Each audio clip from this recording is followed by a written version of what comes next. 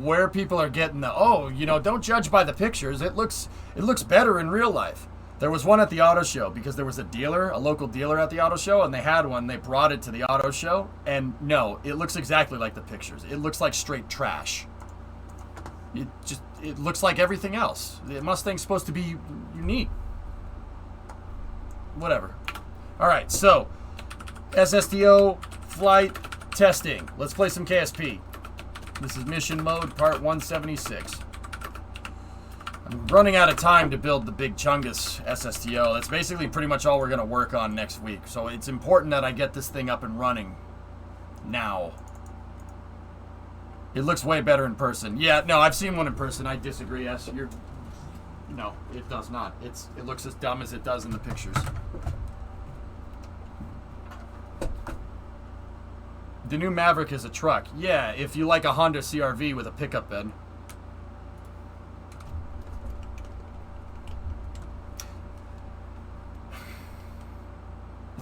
It's transverse front wheel drive, guys. That's not a pickup truck. It's gross.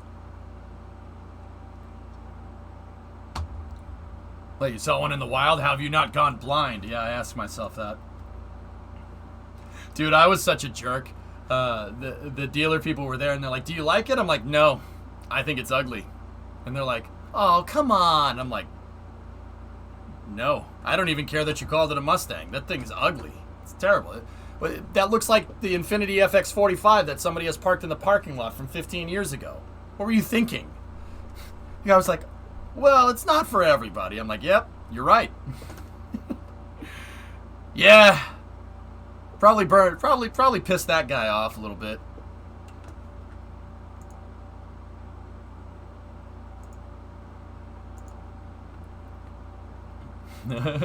Nice, Pray. Did you cover the 18-year-old going to space? Who's 18? I don't know. Maybe if you were here, you wouldn't know. Yeah, I talked about that. That's cool. More people in space, the better, dude. I guess. Like, you didn't have to kill the messenger. Hey, look, Force. I didn't have to kill the messenger, but I don't want to lie. I don't want to lie. He asked if I liked it. I'm not gonna be like, oh yeah, it's kind of cool, I guess. No, it's better. I think it's better to be candid with people in this day and age. There's so much innuendo nowadays. People don't say what they mean, so I like to just say what I mean. It's a lot easier that way. All right, so let's do our time warps for the day here.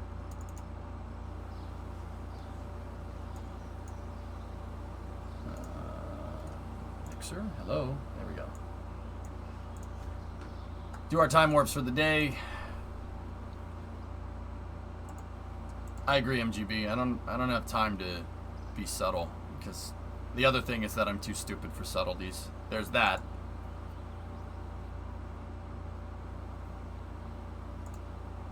It's about as good looking as a crossover can get. Well, yes, you went from no, it doesn't look that bad to it doesn't look bad for a crossover real quick, man. Just be honest. See? You're doing exactly what I'm talking about. That's pretty cool, Raja. Yeah, I dig it. That's cool.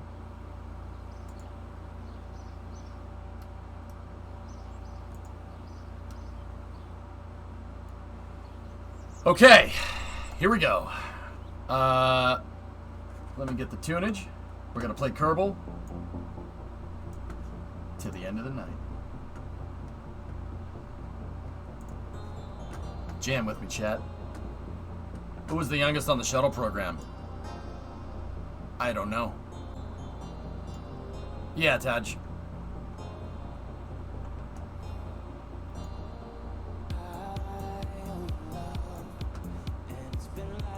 Jam with me.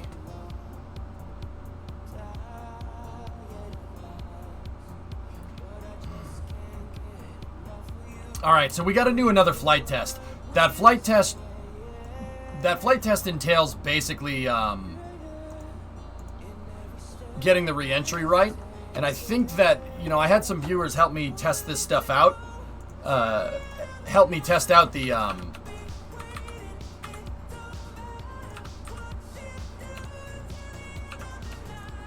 I put the prototype up on Kerbal X if people want it, and what I had some viewers do is help me try to diagnose what's going wrong with the arrow. And long story short, we came up with this: don't nose down during re-entry. If you keep the nose up, it should stay nice and stable, which does make sense. So I'm gonna try doing that with this prototype, the one that I dragged back yesterday from the frickin' mountain, and we put it on the pad, and it promptly obliterated my gantry crane when we did, but it's okay. We just got to keep the nose up. Yes, Bram, that's right. Yeah, Hazanko, I don't understand that, dude. It seems like they were trying to do too much, dude. But, you know what? Whatever. It's not so much that, Serenity. I guess it's... You gotta nose down when you're going slower, right?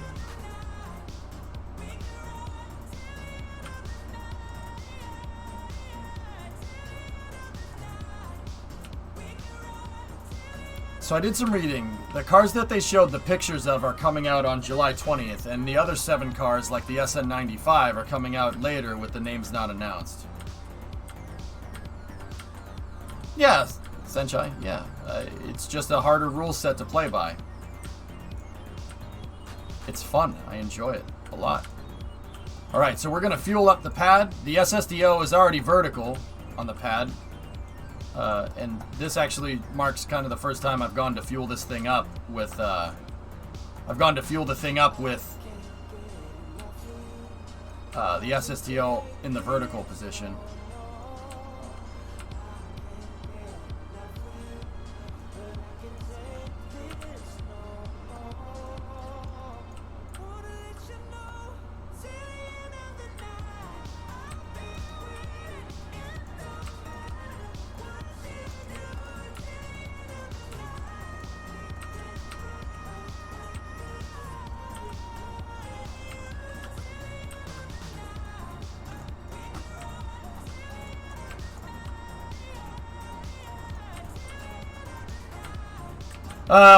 Yeah, the crane... I went to put the SSDO back on the pad, and we did crack and strike the crane. Pray, that was 2 times during the same docking procedure that the crane crashed, and it cracked in the same spot, or it exploded in the same spot, on the same location on the crane, from the same integration procedure. I think I know what the crane needs to do. I have to make it so there's high collision parts. Basically, there's only high collision parts below the deck here. Because what's happening is the pad is shifting, and when the pad shifts, it hits the parts, and if the parts have a low collision tolerance, like the SRBs, which is the part that keeps exploding, then it's going to blow up the entire crane, because you're going to be removing a bit of the hierarchy.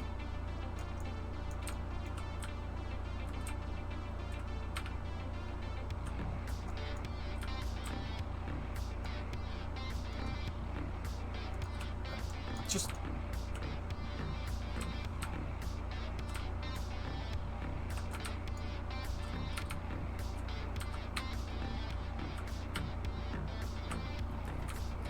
Why?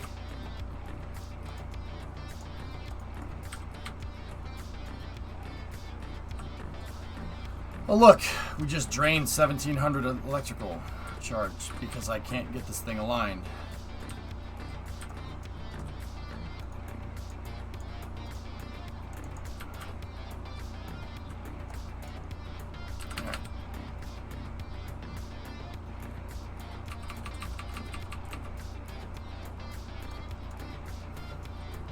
The ground anchors won't fix the problem, Neopod. Well, I mean, I suppose they could. It depends on how they work, dude. I assume that the ground anchors work something like launch clamps, but I don't know for sure. But they theoretically could, yeah.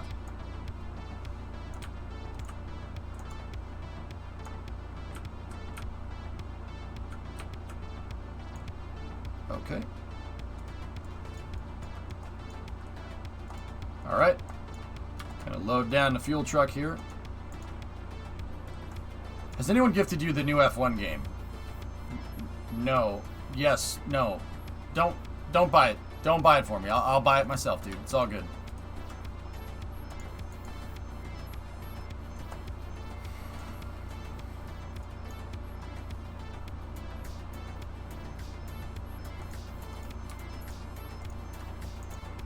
We're gonna need a couple more fuel trucks out here. What's the mission, Kaiser? I'm gonna launch this thing on a second flight without recovering it, and I need to make sure the re-entry works correctly. We gotta do some messing with the CAL controllers, how we have it set up with the vehicle. We gotta do some messing with it, and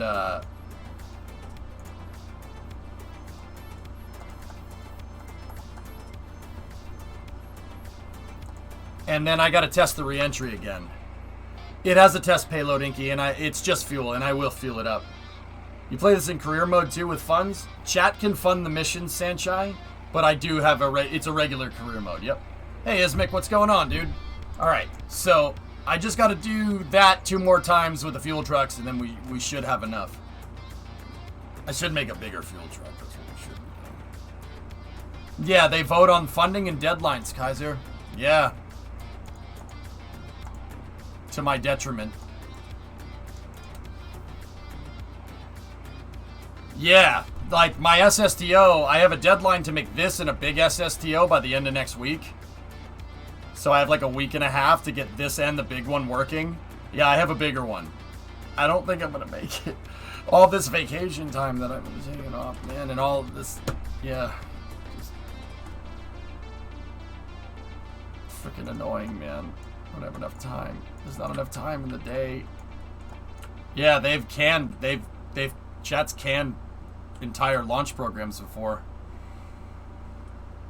And I take a rep hit if I miss a deadline, and then chat votes to continue it. This is a continuation of the original SSTO deadline. I'm really playing catch up here. Chat really penalized me for killing Jeb. Yeah, they canceled a program because Jeb died in a crash on one of the mini shuttles that he was flying on. Discovery, go at throttle up. Hard Blue, 20-month resub. Thank you. Of course, Jeb, Bill, and Bob were on the mission, right? Jeb, Bill, and Bob were on the mission, and the thing crashed, and only Jeb died. Bill and Bob got out unscathed, which is just like, nah. Alright. The only part of the shuttle that broke was the part that Jeb was in. It's so annoying, dude.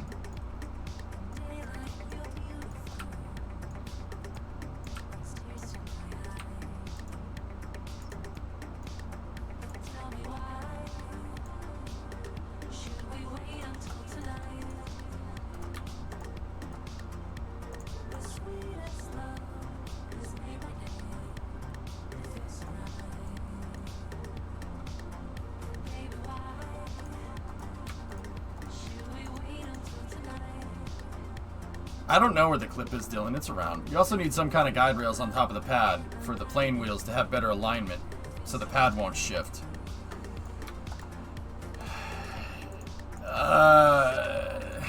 Yes and no. Voodoo, it wouldn't hurt, but my air brake alignment system was supposed to do that.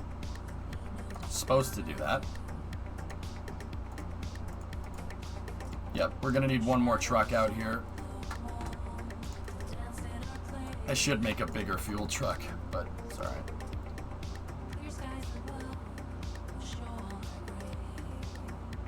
Yeah, Riv, it did what it was supposed to do, just not for the front, because landing gear, man. Sucks. How does the X-33 launch without tipping over? What do you mean? Well, the rocket engines turn on and it... Center of thrust pointed through center of mass, Senchai. Yeah, Zonku, true that.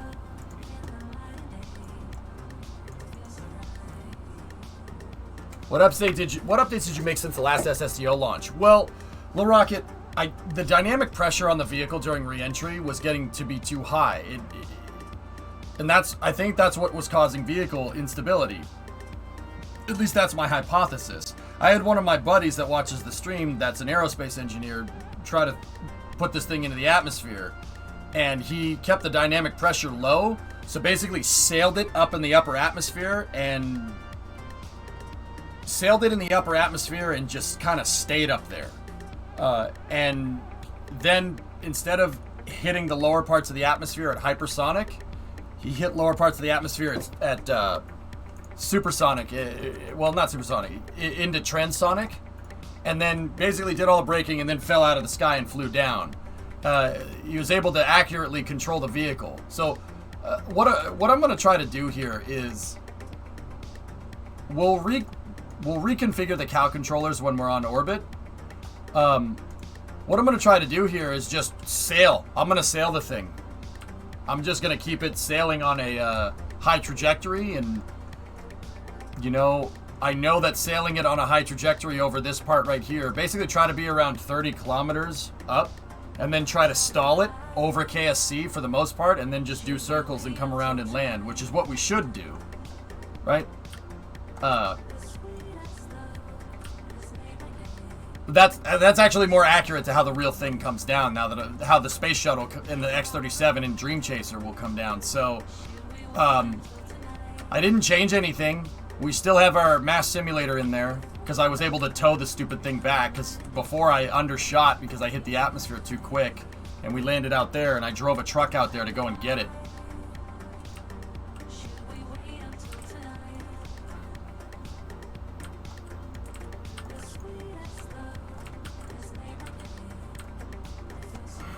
No, it looks like I popped a tire there.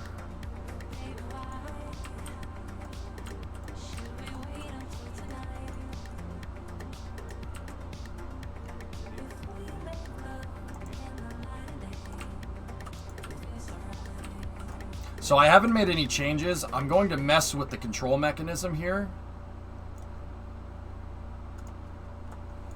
I'm going to mess with the control mechanism, or basically user input to... It's not going to take much. I'm going to get rid of the yaw control, guys, for the most part. I'm going to get rid of the differential speed brake. I'm just going to have it...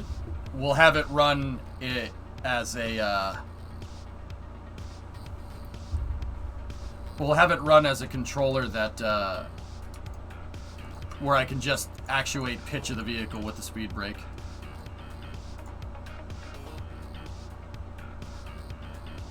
Seeking a sale. Question for you. In Stellaris, there is an event where you find a destroyed ship with solar sails. Are those possible in real life? Solar winds exist in real life, Kelly. Why wouldn't it be? You'd need a big frigging sail. And the further you are away from the sun, the less the wind is blowing, so to speak. But, yeah. They pick up on solar ionic winds. Kelly, basically, a byproduct of a star is ionized radiation. So it's the exhaust plume from the sun. But the exhaust plume from the sun radiates out in a 360-degree sphere. And if there's like a solar flare or something, it'll push some stuff out more in one direction or another. That creates solar winds. Solar winds do perturb things. They will affect orbits. So you could theoretically make a sail that's designed to capture... you can make a sail that's designed to capture this and work like a sail on a sailboat. I'm much more of a fan of a Bussard ramjet. But that's just me. A Bussard ramjet is basically a ramjet for solar... It uses solar ionic radiation as your reaction mass and creates an accelerated drive. So if you fly into a solar wind, you have an intake and it ramjet. And it ramjets. That's the easy way to say that.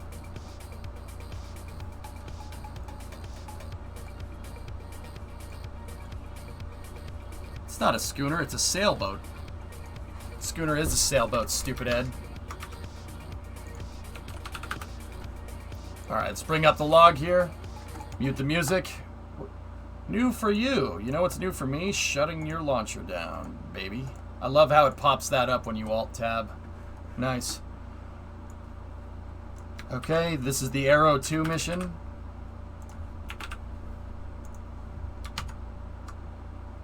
No you, Jackal. 2.25 fuel mass simulator. This is going to launch year 4, day 173. We're going to aim for 4 53, or no, 454. Good number. Oh, shoot. This thing came down like a cup, or no, it was probably 157. Let's just put 0, 1, 2, 3, 4, 5. I forgot to fill that out. I'd have to go check the VOD. All right, crew, no crew. Landing date is scheduled to, it's basically just going to be 2 orbits. This is the 3rd launch from this launch complex without recovering it. This is the 105th total from complex 1A. This is the 2nd flight of SN10. I did pull it out of the woods here, and the 2nd flight total. This is the Aero 2 test. We're further revamping aero control mechanisms.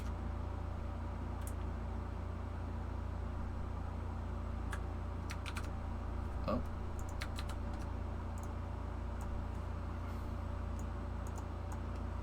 Further revamping aero control mechanisms and testing shallower re-entry profiles, i.e. get it back to the runway for real this time, you dingus. Third word. Yeah, here. Yeah, I made a typo here. Oh, that's not right. Sorry, dyslexia.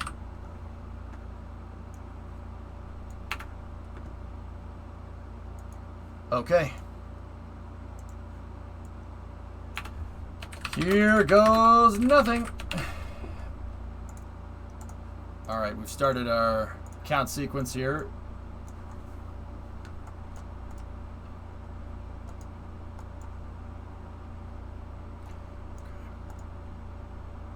Operated engines are ready to go. All right, let's begin our fueling.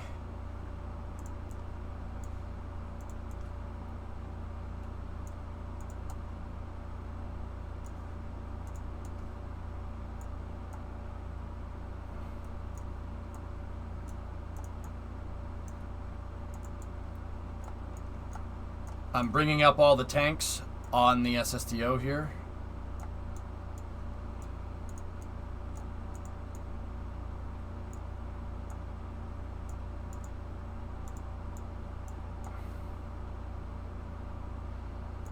I like to launch with no music playing. It helps me kind of focus on the vehicle. This thing is, we have to make sure that we get the ascent profile right, or else, yeah, we're going to have a bad day. Gonna have a bad time. If you get the ascent profile wrong, gonna have a bad time.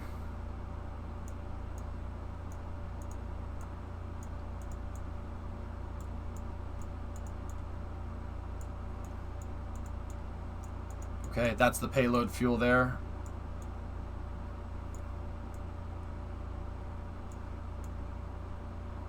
Okay, all fuel tanks are open. So what I'm going to do now is we will start our fueling procedure.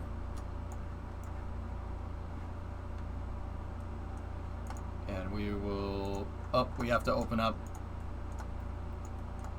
umbilicals.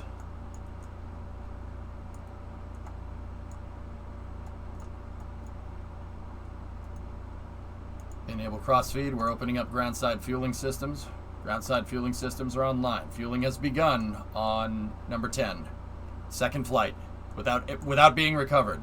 The last flight that we flew, which was the Aero 1, this is the Aero 2 test.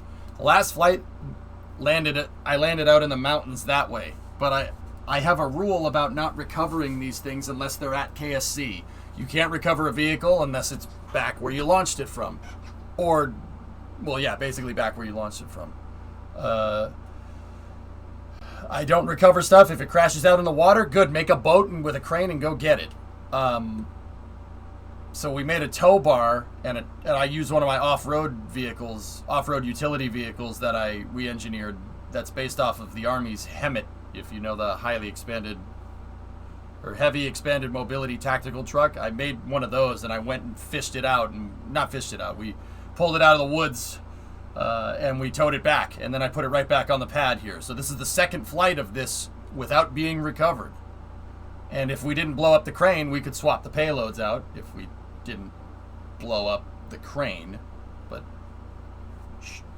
peak low dynamic pressure re-entry will also have the lowest peak heating, which you want for a reusable heat shield. The fact that this shape flies the best on that path is not a coincidence. Should have made that connection earlier. That's true, Prey, right? Question on the ascent profile. Assume you're trying to balance between getting out of the thick air as fast as possible without too much drag and not wasting too much time going up versus forward. Yep. Have to launch on a very, very shallow ascent profile, Riv. And yeah, Prey, see, that was the point of the aeroshell, dude. Prey, the instability problems on this thing weren't because I made something that I didn't want. It was on purpose. I want this thing to fly like the real one. That's why I made the aeroshell, and that's why I did it the way that I did. I don't want it to fly well. I want it to fly like the real X-33.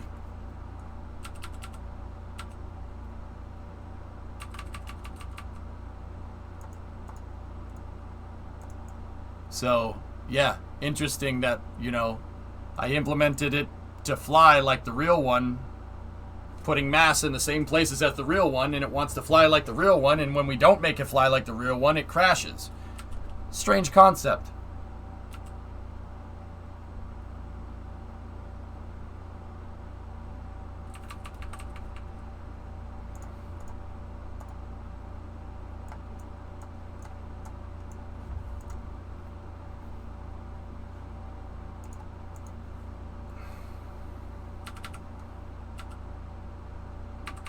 Okay, vehicle is fully fueled.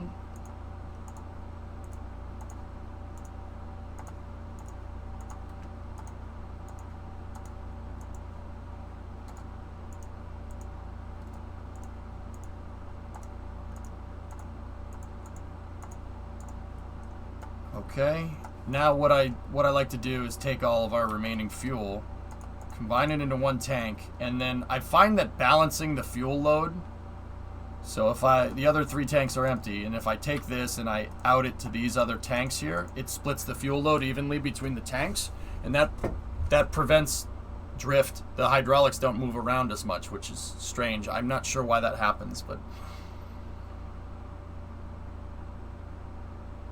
Question on the... Okay. Will this be a once around? 2-orbit test demo. Yeah, I'm happy that you're here. Okay. We're at T-minus 1 minute and 10 seconds. Next step here is... I'll just keep that telemetry up from the beginning. Okay, we are at T-minus 1 minute. We need to do a hierarchy check to make sure that we control this thing when it leaves the pad.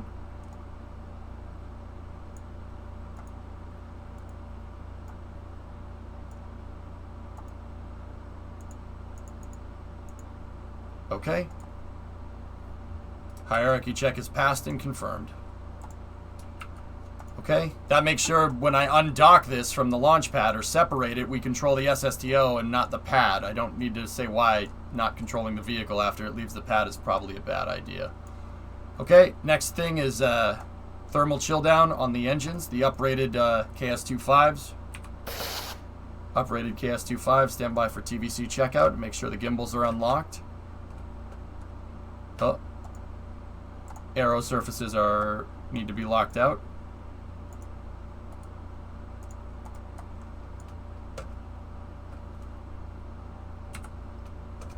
Aero surfaces are all locked out. TVC checkout is confirmed. Beginning ground side gas closeout. Okay, vehicles pressed for flight. Rock, report range status. Status check. Go Aero 2. Go K33. Cleared to proceed with terminal count. T-minus 10, 9, 8, 7, 6. Hold. Hold. Hold, hold. Not controlling from the right point. Hold. Scrub, recycle. I need to go another minute. I didn't have the right control point.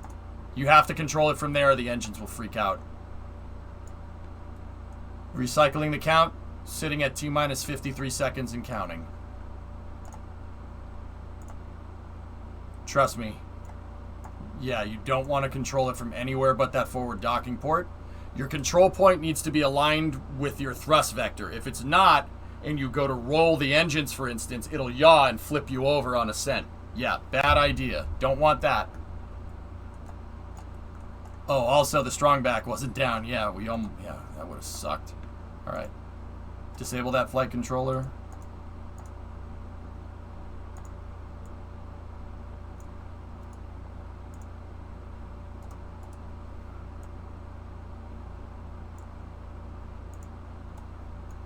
Sorry, it kind of made it bounce a little bit. Payload tank is locked. Yeah, that actually would have sucked if we had just launched that. I'm really happy I called the hold. Thanks, Voodoo. Yeah, that was a... Yeah, we didn't have enough time.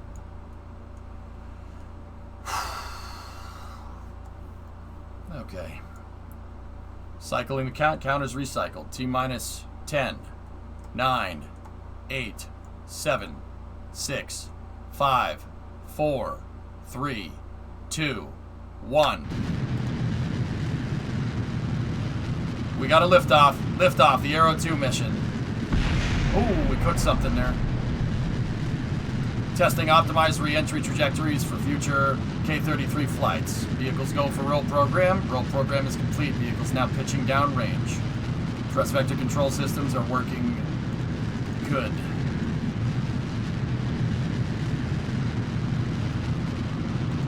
Keep that open, just in case.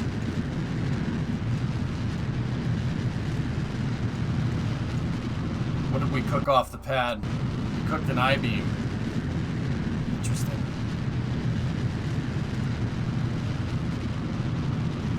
Everything's looking good here on the flight.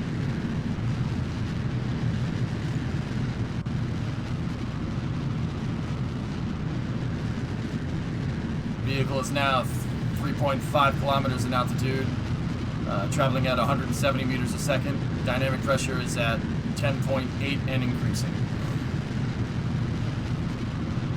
Stand by for pitch over.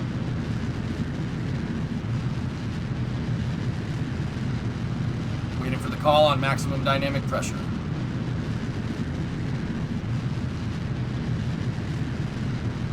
We have max Q. Vehicle is now going to move to the transonic flight regime here.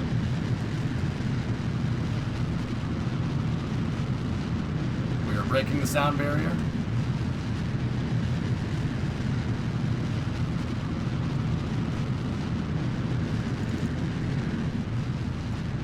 Yeah, good band, that's right.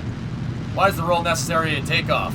Because the pad is 90 degrees, and if I don't want to go to equatorial, if I want to go to inclined orbits, you got to roll anyway.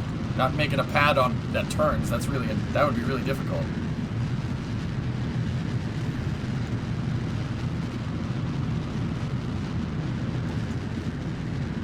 Okay, we're beginning throttle down of the main engines to 50% rated. As we control our apogee up into space, we can shut out the control systems here.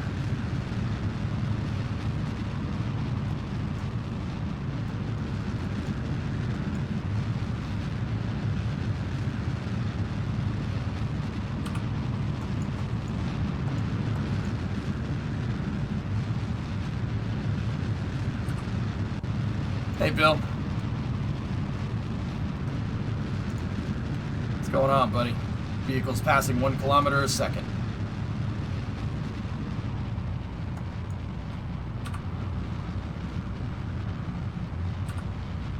We're beginning to move into the deep cycle, or the deep throttle for the uprated KS-25s.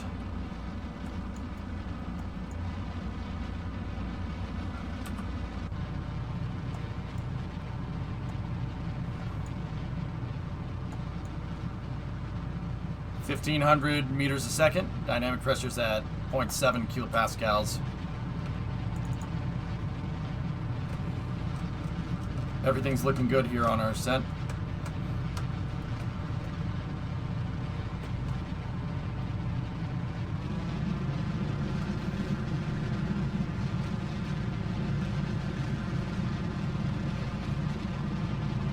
Got to push that apogee up more, guys. Uh-oh. That's not ideal. I may have deep throttled a little too much. 46 is no good. We're going too fast, too low.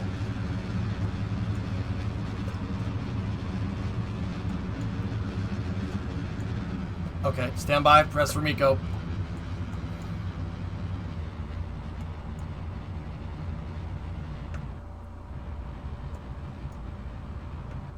Okay, we have Miko confirmed. Yeah, she's getting a little hot on the ascent there. That was a little too shallow, everybody.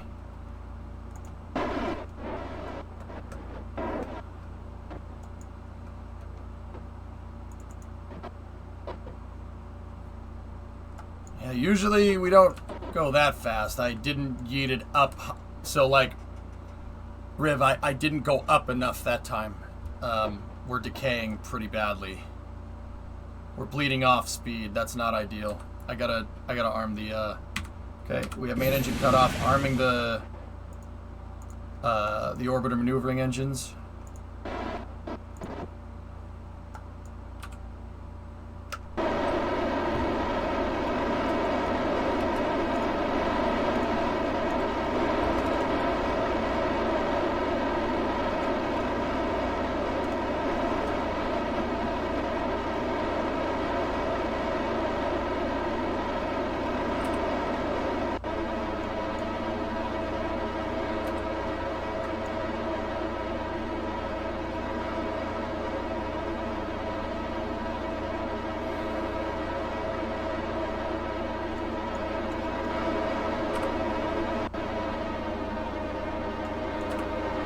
Too low.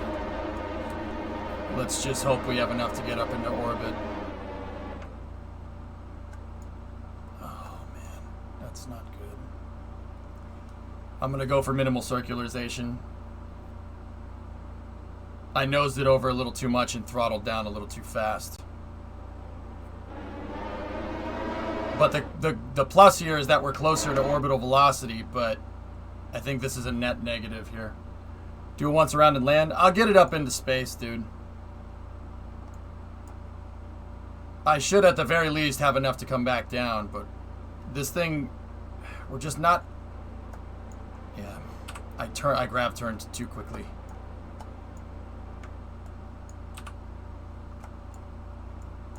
And this is why I put the payload fuel in, just in case I do something stupid, like during testing, like that.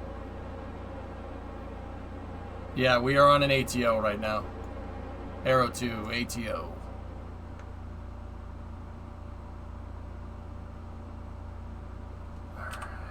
When we're above 52, that's when you start to get out of the scruffy stuff, so.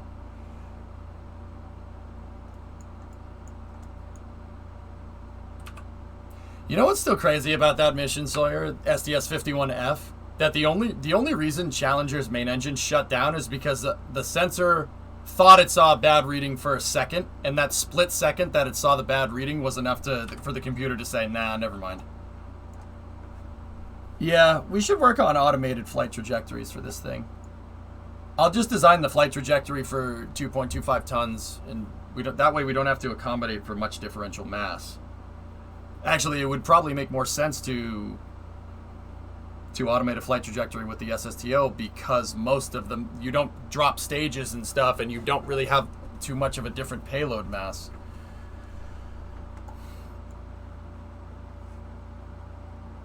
With recent hangar deconstruction problems, are we going to make a hangar that doesn't go over the pad for increased reusability? No, if your hangar is exploding over your pad, you don't just say, nah, I shouldn't do it that way. You figure out why it did it and fix it.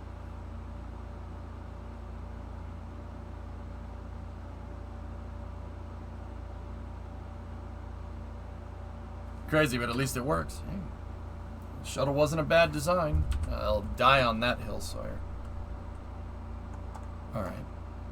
The orbit's going to decay a little bit more. And this shouldn't take much to circularize it. We'll push the apogee up to 100. We have 1 minute 55 on the burn, which means at T-minus 2 minutes, give or take, we will start to do that burn there. Did the shuttle ever perform an RTLS? No. No, no, no, no, no. They wanted to do an RTLS on STS-1, and John Young said, you're crazy. I'm not doing that. An RTLS would have certainly meant death for the space shuttle. Like, it's a death sentence.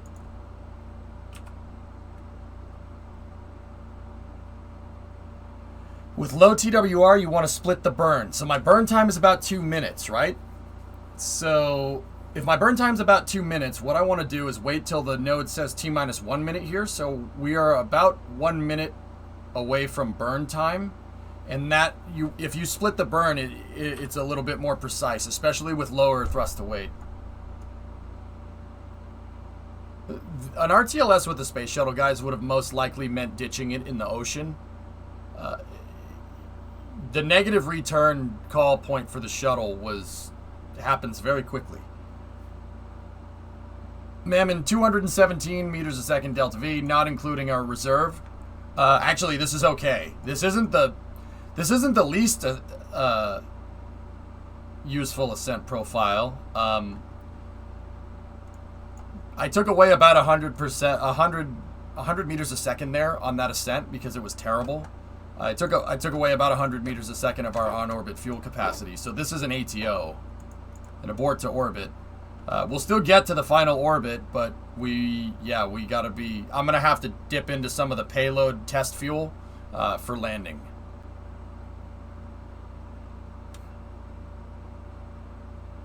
Yeah, exactly, NASA man. All right, there we go.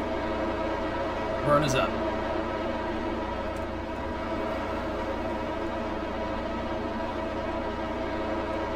Perigee is increasing here.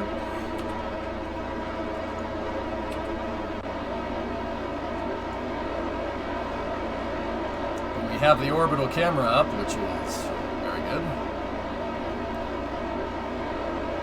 Yeah, ma'am, and once again, I have extra payload fuel, dude. We're good. Hi, by the way. How you doing, buddy? Long time no see.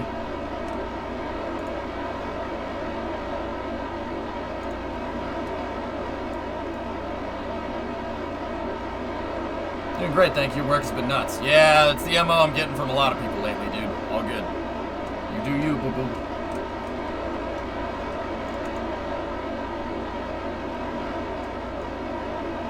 Management problems plague the shuttle program, Hellfish, not the engineering. There's only so many ways you can yeet a 60-ton orbiter into space. Like, I don't know what to tell you. Right? Like, I don't know what to tell you, man.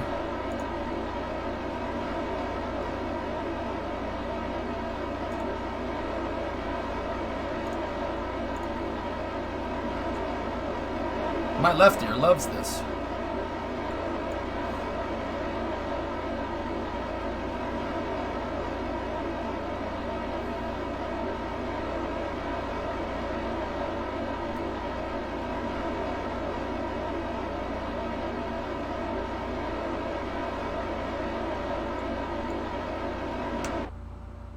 Okay, we have OMS 1 completed at this time, shutting down the orbiter maneuvering engines. Okay. What are you testing? Cotton, we got to test the re-entry. I mean, there's only so many ways you could put something that big into space. Like, we're going to use liquid fuel boosters? I mean, don't get me wrong. Like, 2 liquid fuel boosters, I mean, if you put like 2 super heavies, right? Actually, if you took super heavy and then put the shuttle in the external tank on top of that, that would be enough. Because you would get your first stage back, and then the shuttle could do its thing. That's kind of like what the Saturn shuttle original design was like. That would actually probably do it. Yeah, that would be good. You could get that done. But that's, once again, they decided to go with the SRBs because the SRBs are even simpler than trying to build something like super heavy. You know, if you could fish it out, it's a lot cheaper than trying to engineer something like that. So they went with the SRBs. It's amazing how anyone is brave enough to ride solid fuel boosters. Mammon, I don't think solid rocket boosters are unsafe. Do you? I don't think they're unsafe. In fact, solid rocket boosters have moved more people into space than anything else. There's a caveat to that. They've also killed more people. you know, but the ones that fly on SLS are fine, you know. Ew, solids. A way to stop? Who needs a way to stop? You can have a fire suppression system on board of an SRB to get it to shut off. You just got to take the oxidizer out of the combustion chamber. So CO2, for instance, you could pump CO2. You could have like a couple of COPVs at the top and pump CO2 into the combustion chamber if the SRB needs to be shut down, and it will do that. You know, I don't particularly think the SRBs are unsafe. Just me though.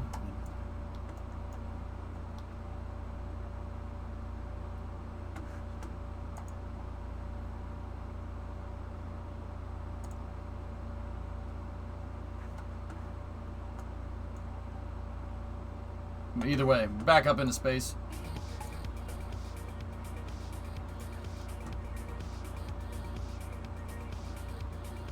I mean, Mammon, the only thing that changed my mind on this, because a little while back I'm like, nah, I wouldn't do that. The only thing that really changed my mind about it is reading the engineering. I've read the engineering as to, like with the three O-ring design. It's pretty idiot-proof. It's very unlikely that those SRBs will have an O-ring failure, if anything. SRBs didn't put a man on the moon. Touche. Touche. Most rocket engines are, though, Sim.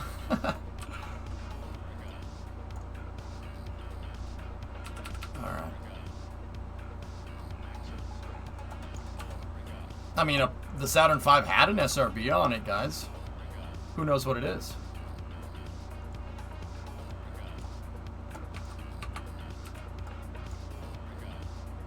The launch escape system. That was an easy one. Come on, you know that was an easy one. The escape system, yeah. Yep, you got it.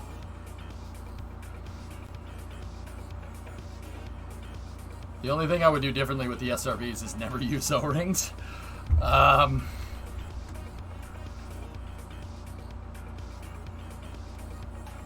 Why, T-Man?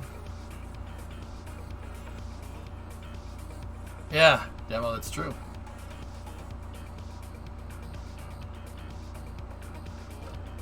Yeah, Kaz, that's exactly right. You're gonna use a solid casing SRB?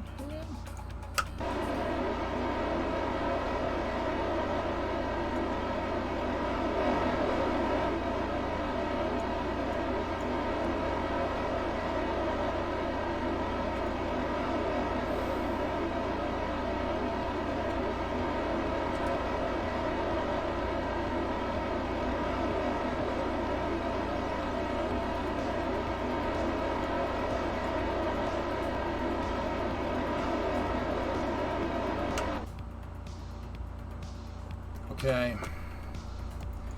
This was okay. So we have. This was a, what was it?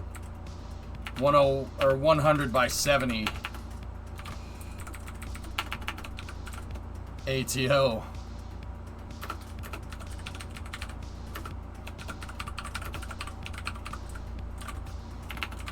Shallow ascent trajectory is no good. Reached final.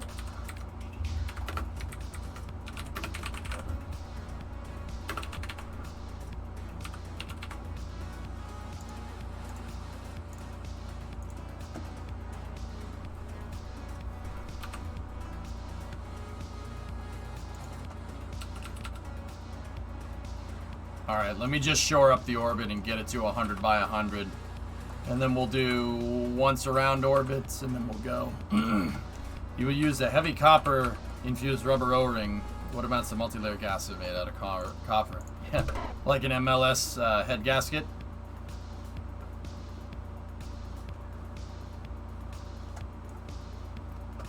I don't know if that would be able to withstand the pressure involved, but I mean, yeah, it does. It works for a race car.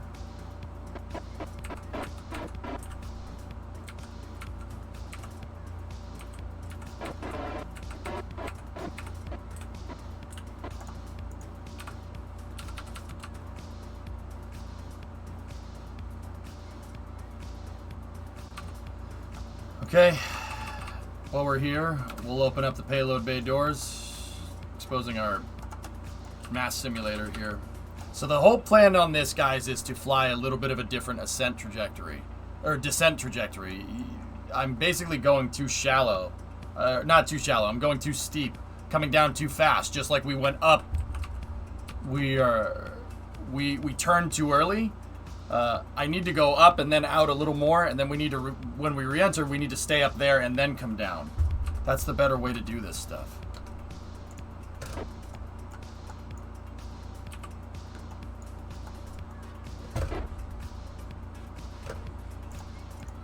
That's the more,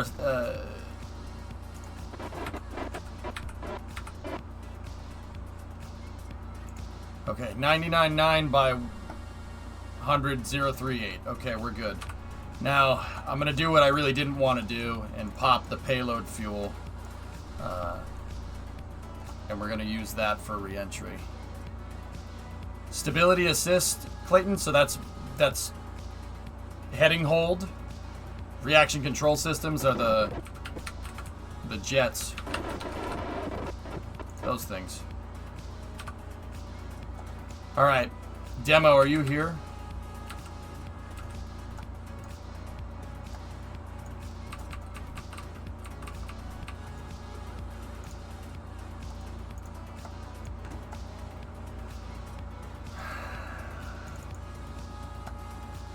Yeah, Ryan, I don't want to have to tow the thing.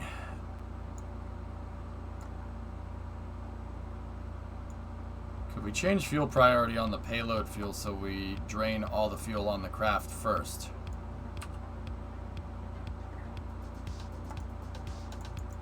I could shut it and then just, I mean, I don't know if RCS works that way, but I'll leave that open.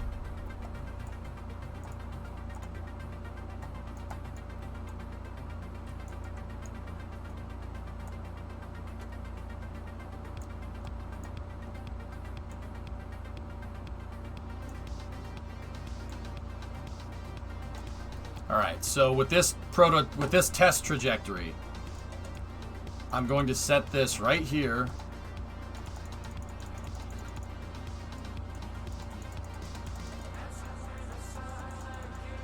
And we're going to set it 63.5.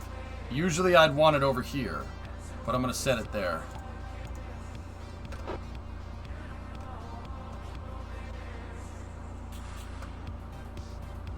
Sorry, Sawyer. Should we not make sure EC is high before descent?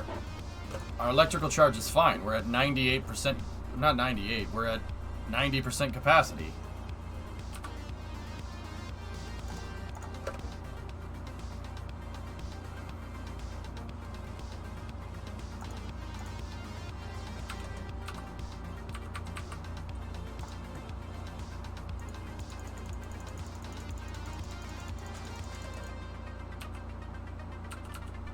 Fun, isn't it, Clayton? It's a good time, dude.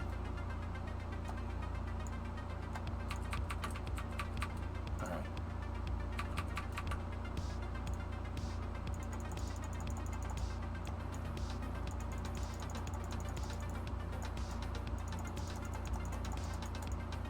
Alright, here we go. Stand by for the deorbit burn.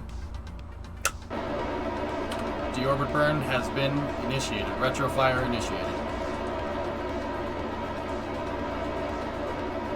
Yeah, Kaz.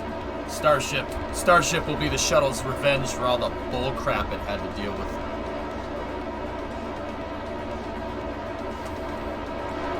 Oh, that's awesome, Sawyer. Stupid question. How big of a second stage would Ares 1 have been able to use? The one that it was designed to would have been... The one that they designed it with, Hellfish, gave it 25 tons low Earth orbit payload capacity. One Ares 1, a single stick Ares 1 has as much Delta V as a freaking Delta 4. Phaedra, I'll have to control it a little bit. We'll try, though. We'll try. Hey, Kaz, welcome to Mission Control. You're going throttle up. Thanks for the sub, man. Much appreciated.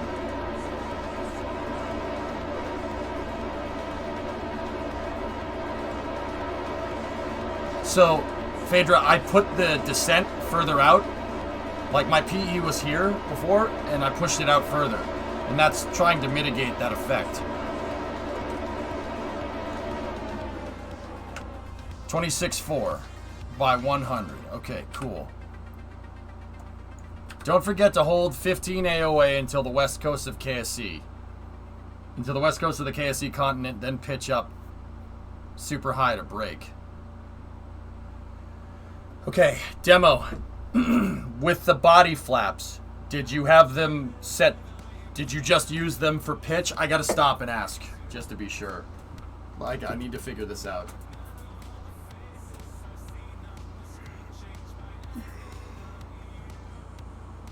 Did you control them differentially?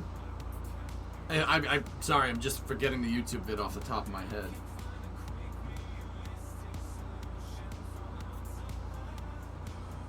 For reference, I only dropped my PE to 35 in roughly the same place. I did radial out for the first bit. And that made it back fine. Okay.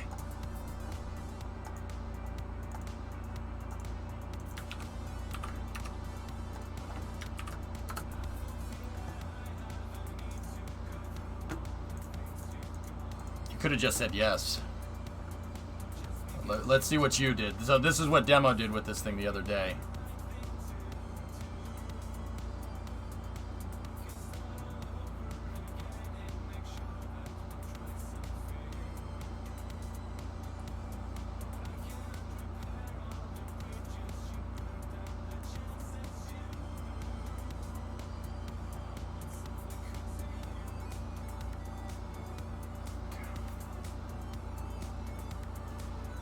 It'll, Ordon, the descent does matter a little bit. The payload mass does matter a little bit, but it's such a small percentage of the mass ratio here. It's a small, not mass ratio. It's just a small percentage of the mass, right? So it would matter, but it's a negligible effect. It would be like if you had a water bottle in your car and you put a water bottle in the cup holder and you're worrying about the fuel economy being different. Yeah, it's going to be less, but it's not... why would you... It won't be that much less, right? Now, comparatively to like a space shuttle which doesn't weigh as much as this and can bring down more payload mass, yes, then it's going to matter. It'll matter a lot. It would matter more with the space shuttle because the space shuttle's payloads are physically bigger and physically have more mass. So yes, it would make a difference with that. Not so much with this.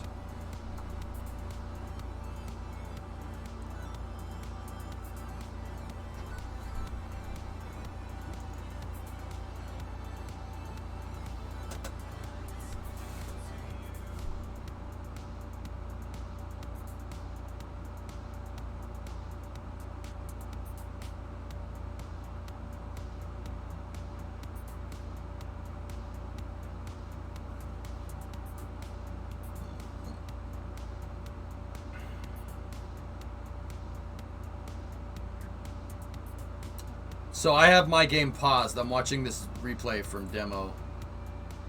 Why is the nav ball so big? That's just how Demo has his thing set up.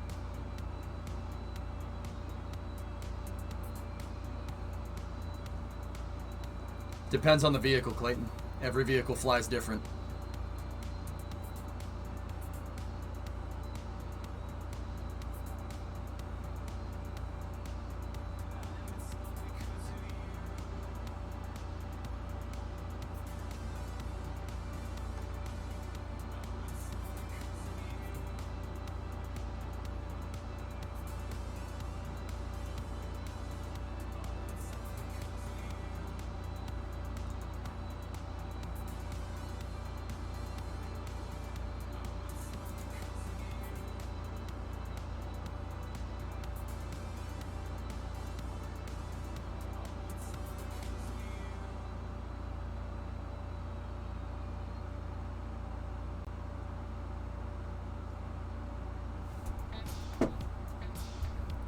Up on a much higher descent than me, so I basically won't stop as much. Okay.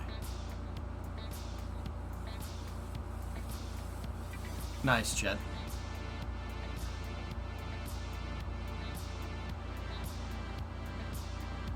See? Demo, see what they're doing to you? This constantly gets done to me. Anything on the screen that chat doesn't like, oh, they'll be like, oh, why'd you do that? And then you explain why you do that, and you'll be like, oh, well, why'd you do that? Demo, I deal with this on a daily frigging basis, man.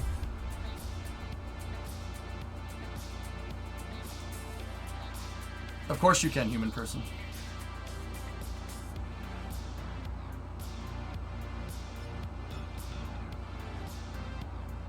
Because I felt like it, Brian. Why'd you do that? Because I felt like it. I don't like that guy on the screen with a mustache. Why is it there? Yes.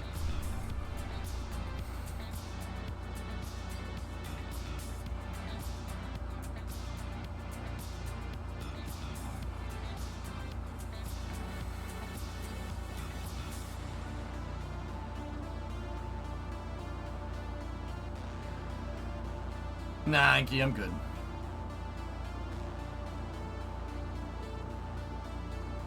Noisy man in chair is talking too much. Fix it, Strimmer. Nice S turn. So you're controlling these symmetrically. And you had those deployed down at a deploy angle of 9 with an authority of 23 and set pitch and roll on. And then yaw is on Elevon 5, which is that right there.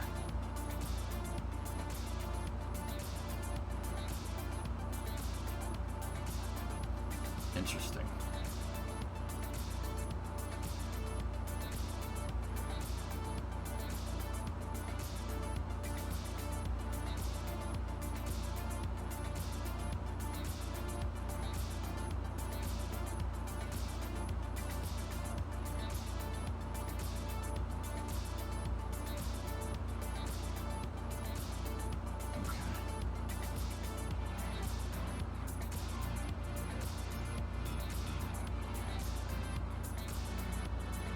$923 maxed out 30-30. Okay.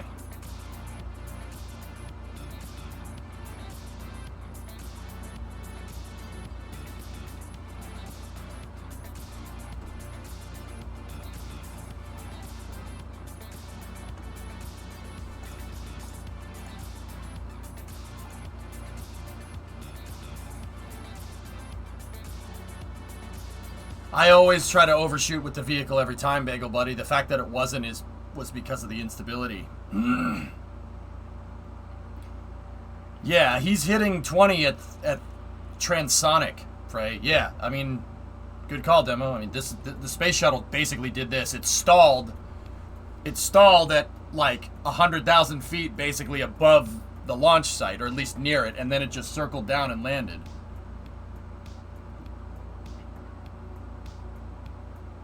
Did you use this thing, Phaedra? Or are you using a different shuttle? With a different shuttle, it's not going to give me the best information that I'm looking for. Oh, you used this one. Oh. Yeah, dude, post it. Phaedra, when you were talking before, I should have asked this before. I thought you were using a different shuttle, and I'm like, it doesn't...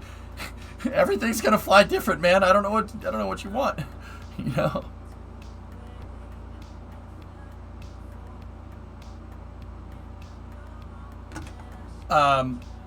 Nasaman, can you give Phaedra a link permit? Mod will permit you.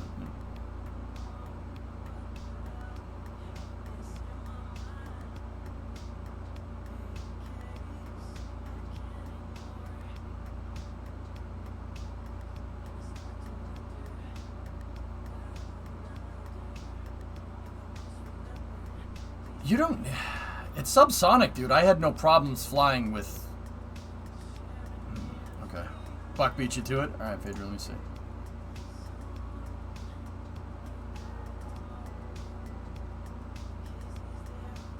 Alright. Hang on.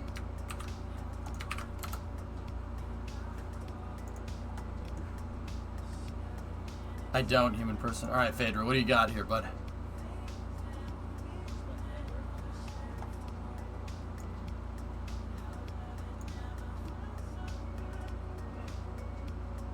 Whoa. Okay. Okay. How did... Oh. See, this is me, dude. I hit this thing going this fast. Spike cranberry.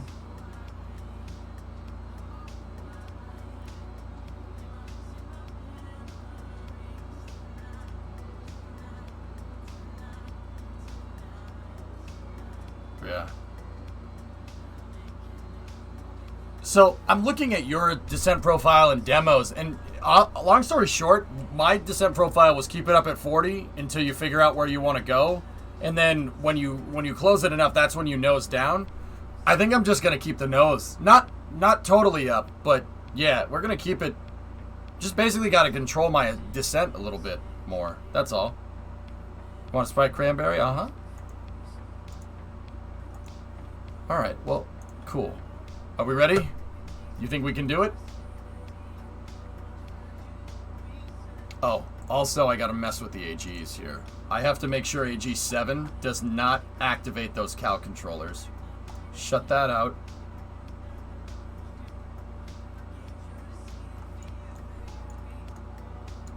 Actually, just shut all this off. Okay.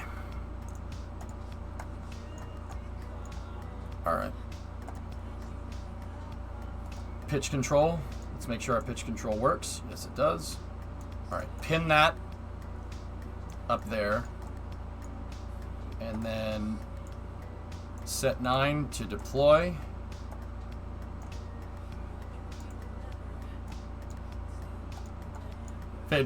Was there a Spike Cranberry audio in it? Want a Spike Cranberry? Uh-huh. Alright. Shut the payload bay.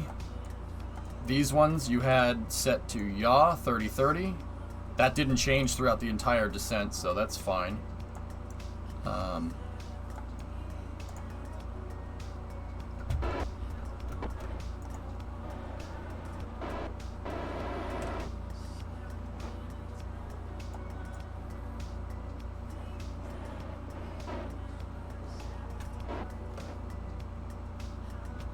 It's hard to be a lizard. It's so hard to be a lizard. I was gonna say, I made a Sprite Cranberry reference yesterday, and that sounded like me talking when I muted the thing. Is that enough fuel for RCS? It's not, so I'll open up the payload fuel arc if we have to.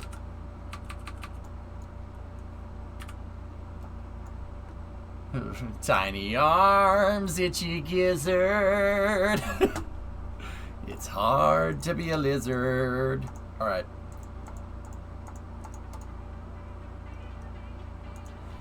I'm gonna bind the AGs. Discovery, go and throttle up.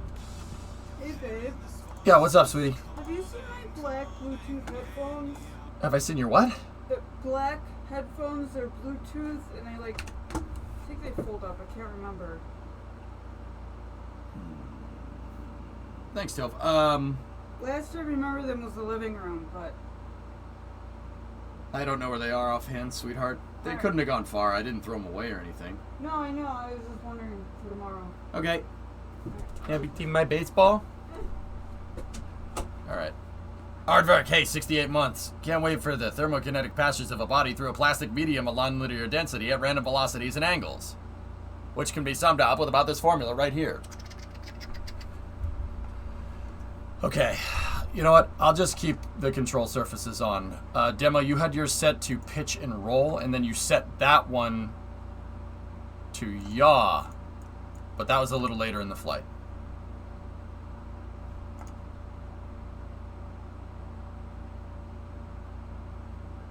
Okay, so I have body flap control on here. If we run out of RCS, guys, I'll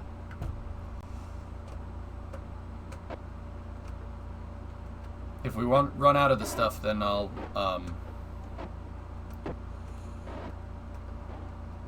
open up the payload bay fuel. Demo, what? Yeah, you know what? I'll just look at the video. What was your? So at EI, you're at 20 degrees. Okay. We're probably at a different angle. So you're 23 by 86. at entry interface. All right, 20 degrees at EI. I usually hit it at 40 degrees. So Phaedra, if we hit this at 20, it's going to keep the PE up. So I'm going to string Demo's entry profile with kind of the same trajectory that yours is taking, and then do the nose up thing and just make sure we'll just keep it nose up as long as it goes. And if we lose it, we lose it. We'll see where it takes us. But 20 degree EI here for Demo.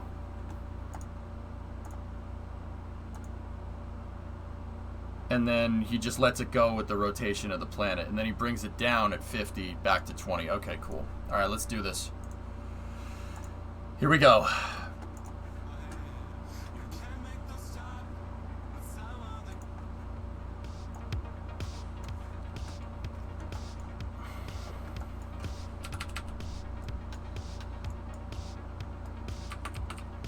Stand by for entry interface. Thanks, MGB. Let's see if we can get this one back. Chat, what you gotta watch is the dynamic pressure. We gotta keep the dynamic pressure low. Basically, because this thing looks like a wedge of cheese flying through space, it doesn't fly very well when it goes into the air. Space doesn't matter, there's no air up here. It doesn't fly very well. Or it doesn't glide very well because, well, it's shaped like a wedge of cheese.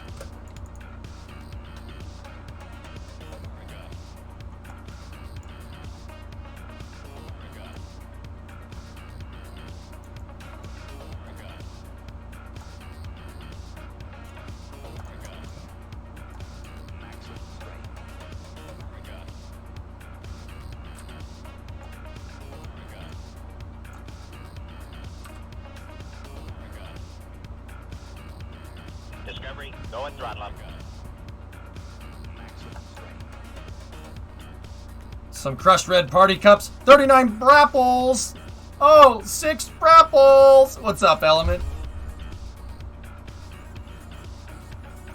I'm gonna try, Hebrew. See, okay. One last thing. The last word that I'll say here, alright? It's a re-entry vehicle. Re-entry vehicle does not mean it's ballistic. It's not a pod that just kind of, you know, let's make sure we put it in the right spot and hope it goes there, right? That's not how this stuff works. When you're entering shuttles, this is the best advice I can give. Make it so it's able to fly during re-entry, so you can fly it like an airplane during re-entry. Seriously, make it fly like an airplane. Make it through every time. You got to remember that you can control the vehicle during re-entry. It's not a pod. You can control its rate of descent. You can fly it. So I'm going to take my own advice here, and I'm going to try to fly this dang thing back to the runway from here. Problem is, it's just a little bit harder to judge that, that's all.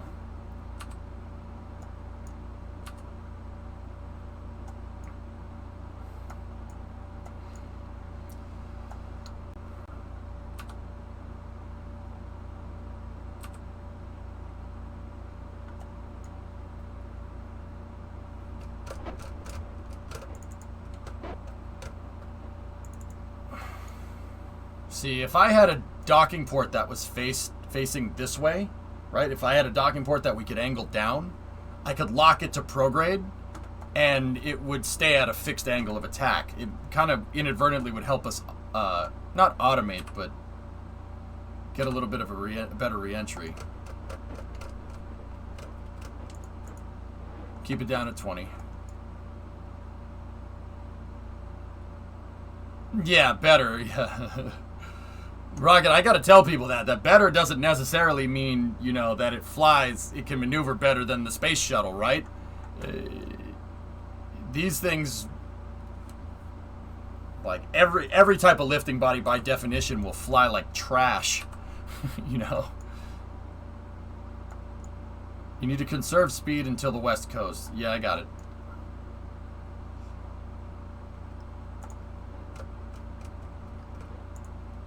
The shuttle actually, you know, flies really good up here. It flies good at hypersonic speeds. It flies better than anything, because there's nothing else that does that except for Buran and the X-37, which are all very similar, you know? I contend to say that, you know, the shuttle flies good enough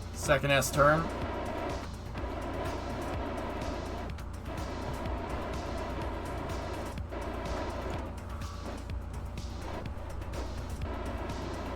Come on, baby. We're still going a little fast, but it's alright. No, don't do this. Don't do this. Well, it's better than it was.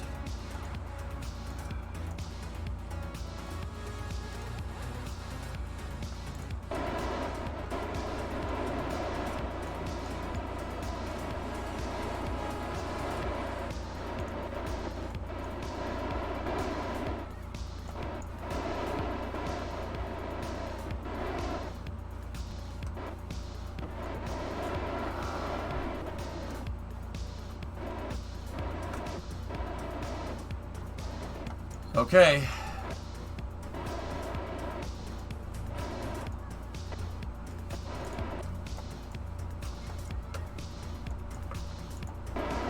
Why? Why? Why? Why? Why? Why? Stop it!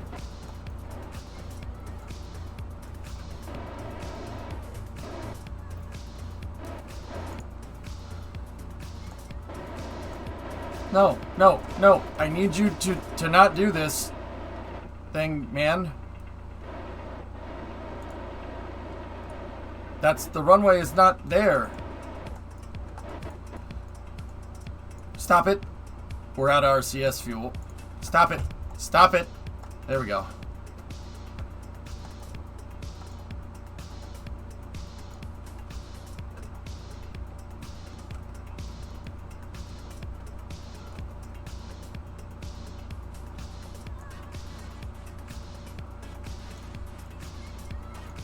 Oh, I hope I can glide.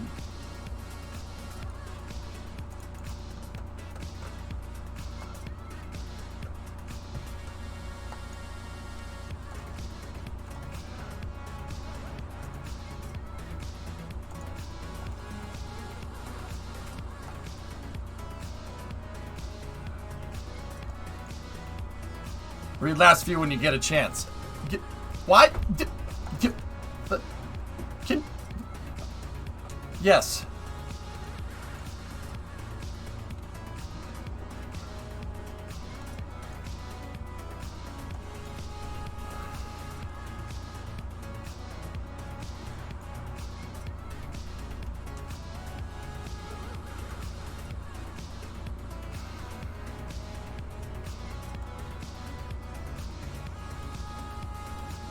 I'm holding it until we flare. We're gonna do a little bit of a corkscrew here. Sawyer.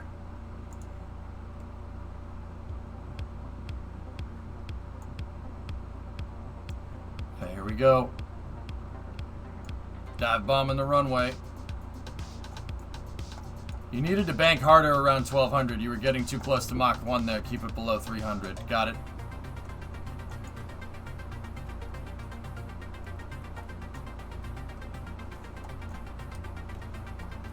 Coming in a little fast here. Cycle the brakes.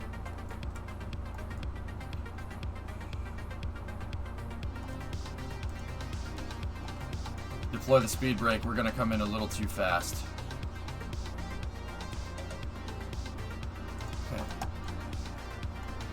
Okay. Gear coming.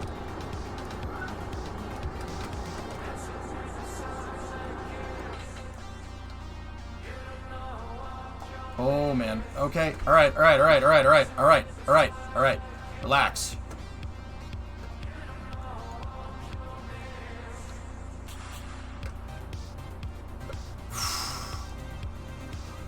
We have wheel touch. I got a little squirrely at the end. Oh man.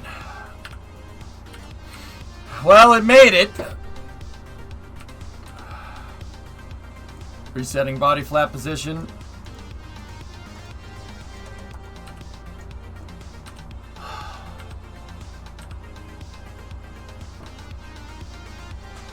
Oh.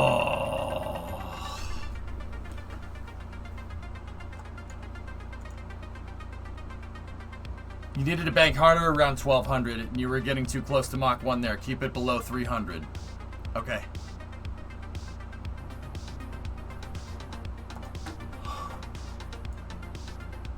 We have wheel stop.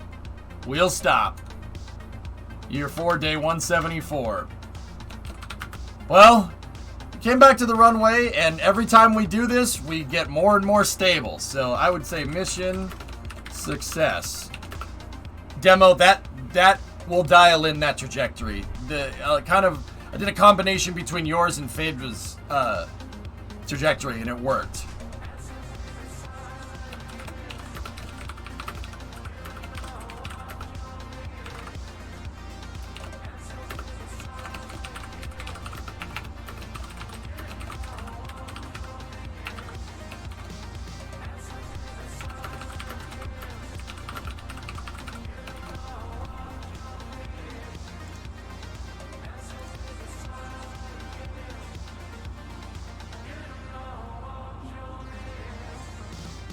Yeah, Clayton.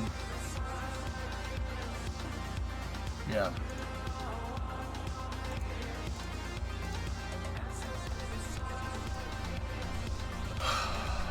Closing out the control surfaces. Control surface closeout is confirmed. We have wheel stop. Year 4, day 174. 00:12:54.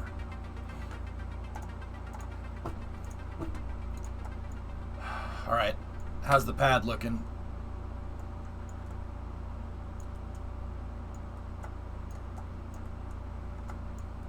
No, the ascent profile, Dragon. I used up all the payload fuel.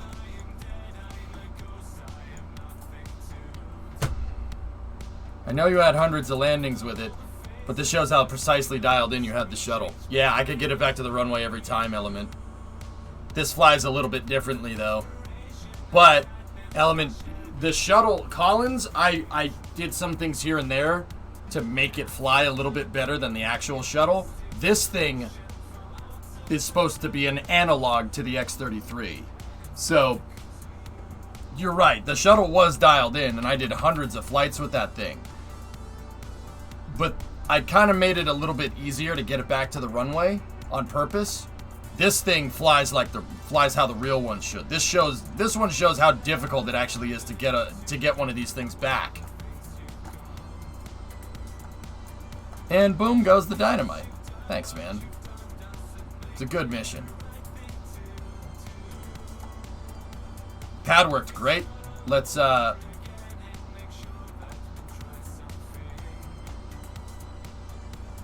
move that over here. Go over here, reverse the direction. Actually, you know what? I'm just gonna leave that. I'm just gonna leave it where it is until we get the next until we go get the SSTO out. Yeah, where's the I-beam that we toasted? Which one was it? Discovery, go at throttle up. It said we lost an I-beam. Oh, that one right there. It's okay. It's not very... That one, believe it or not, is not very structural. Hey, Art gifted a sub to Hebrew. So, guys, you want to do it again? Let's get the recovery vehicles out, and let's do it again.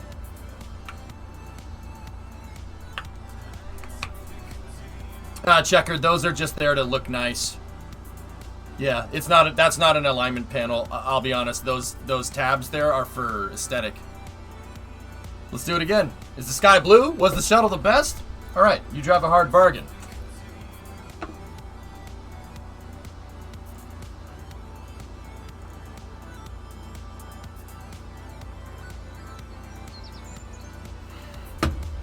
Baran was better. Oh yeah, is that why someone graffitied the side of it? Because it was better? Because it never flew? Except once. What happened to that one again, Savvy? Oh yeah, that's right. I think you did a good job here. Biggest takeaway, hold speed until over the KSC continent. Should be between 14 and 16 directly over the mountains. Yep. Can we see if there's a sat mission? Sure. Nothing. Damn it. Alright.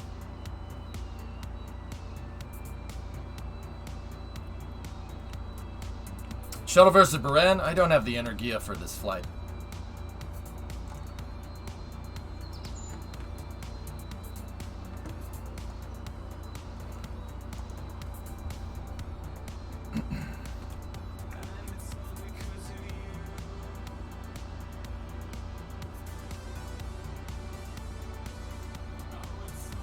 Come on, deep down, I know you're laughing.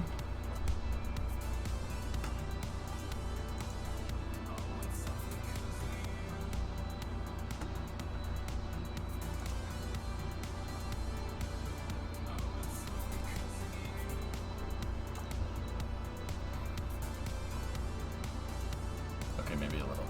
Shh, you shut your mouth. Deep down, I know you're laughing. Maybe a little. One more ship to dial it in and then bring the crew home. Yeah, I mean, Demo, if we can figure it out, then yeah, we can take the VOD and I can capture it, right? We can capture it as a YouTube video so I have reference every time. Let's do it. Thank you, I rest my case. Shut. Man, screw your case. Shut your case. Shut your mouth. You're fired. What?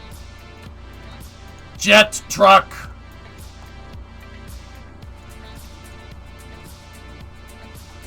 Best manned space vehicle thus far. Saturn V, nothing even comes close. Guys with your Saturn V elitism.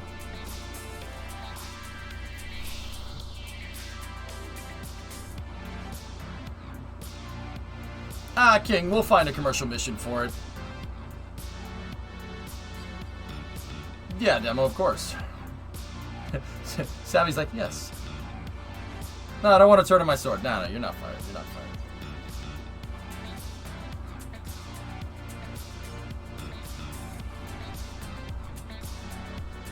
What'd you guys think of that, though? It's pretty damn good, right? I love doing these test flights. It's actually really fun.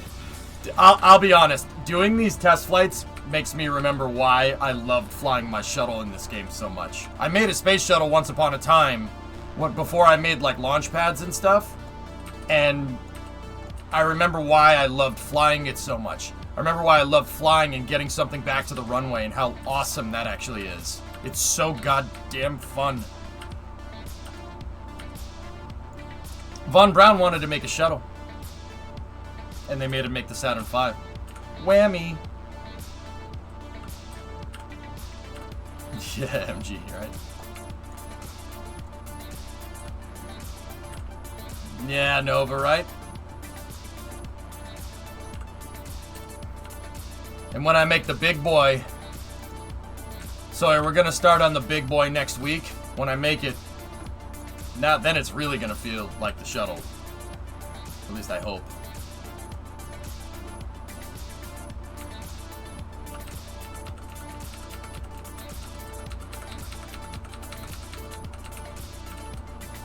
Big Chungus.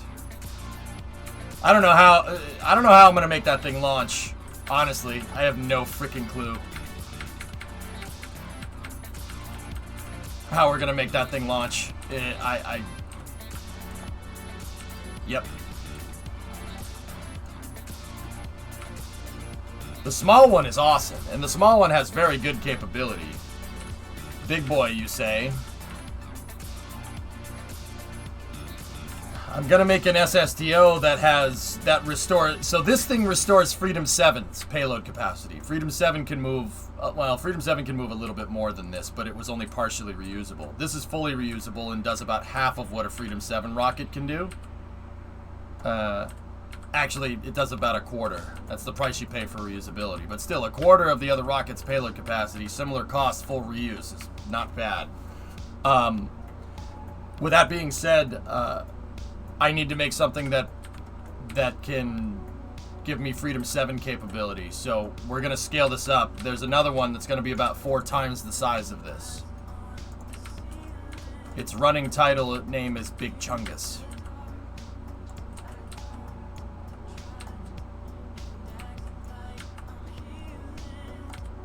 I think my initial calculations with that one, with that thing, Sawyer, were, what was it?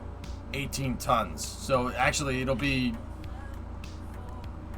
a Venture Star. It'll look about as big as Venture Star. I think. Does this mean this thing is cleared for crew rotations? Blue, we're gonna launch again. I'm gonna do an Aero 3 test. I'm gonna bring it right back over. We're gonna launch it again. We're doing another launch tonight, guys. This thing almost made it. I dipped a little too much. My S-turn banking was not enough. So I ended up sinking too much, too fast again, and we hit that aero instability when we were coming down.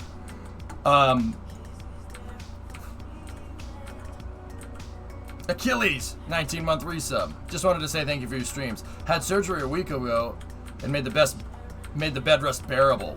Hey, no problem, Hebrew. That's what I'm here for, man.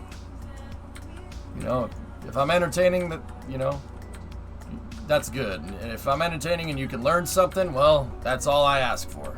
So, what was the fuel cell though? I had a poopy Ascent profile. The Ascent profile sucked. It was not good. Try mile. So because I'm taking the next 2 days off and we'll be back, I'm actually gonna take the weekend off, guys. I'm going to see Brimo's family in Michigan this weekend. Because of that, we're gonna do another test flight tonight. I don't mind if this stream goes long. Wait, we're supposed to be learning here? No. You're doing just fine.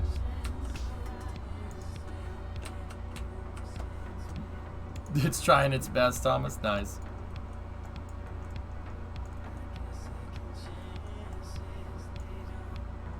That's right, Death. You're so greedy with your time. I know, I'm just a piece of crap. Another thing, guys, is that Monday's stream is going to be a truck stream. And I'm going to stream on Tuesday because I'm changing my schedule around just a little bit. I'm going to switch it so I can take Sunday, Monday off. And I'm going to switch Monday to my truck streaming day. Just so I can basically kind of take all my cumulative time off that I normally would be taking and just do it on Mondays instead of Tuesdays. Better start practicing your Michigan accent. Yeah, I'm working on it. Well, I'm telling you, I'm working on it. It's kind of better, but it's, we're getting there. That's more Minnesota, I think. Yeah, I'm from the coast. It's all the same to me.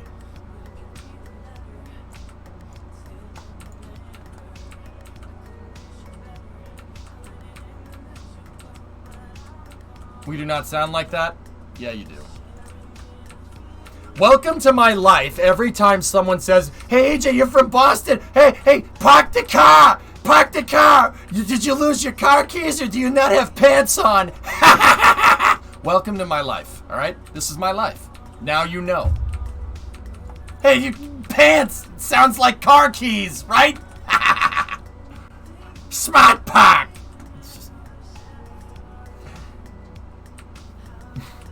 Hey, say the thing! Say the thing!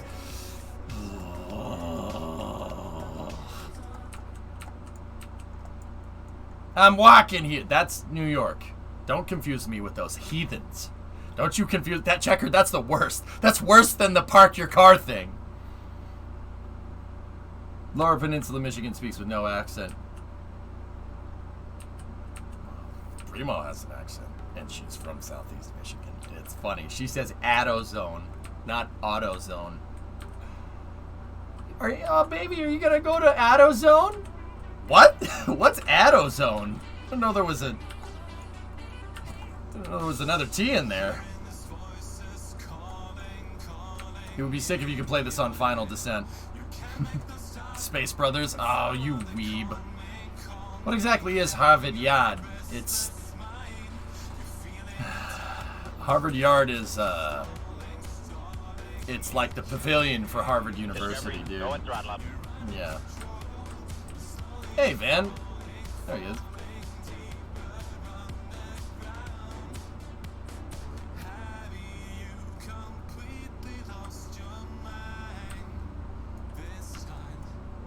So where do you park your car?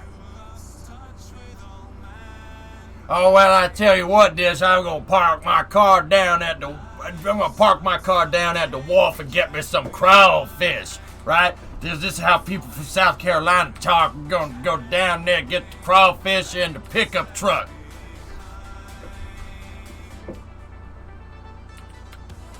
Cause that's how we talk, sir. Oh, spot on. Not even close. That's the joke. No, we park at Dollar General. Self-burn, I guess? I don't know.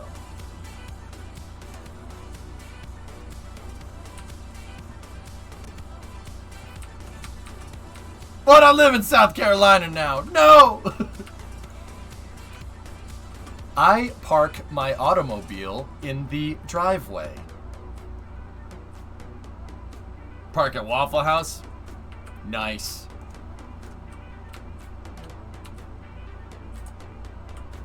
Grow them by the bushel down here. Oh, bless your heart.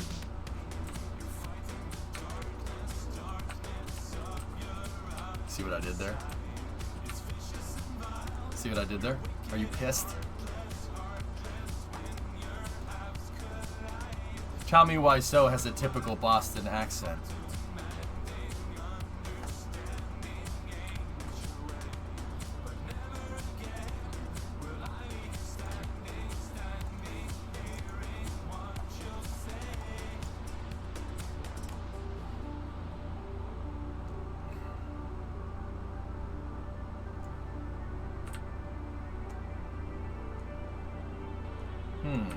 This is not the launch pad. This is not the launch pad you're looking for. That was the most disingenuous heart blessing I've ever heard. I try to disappoint you in all new and exciting ways, but... yeah, it's Panda Man's very, very southern thing to say. Oh, bless you. Oh, bless your heart. See? See? You know what we do? When someone says something dumb? Wow, you're freaking stupid. Get out of here. Freaking stupid mother trucker. Careful, looks like someone placed a giant chessboard. Jaka, that's for instrumentation, for pad movement during maximum dynamic pressure.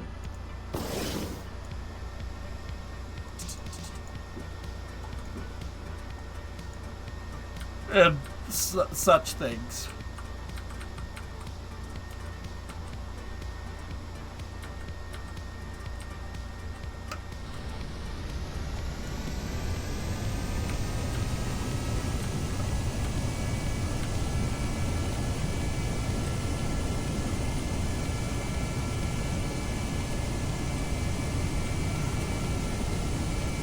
Stop it, Wings. You're drunk. There we go.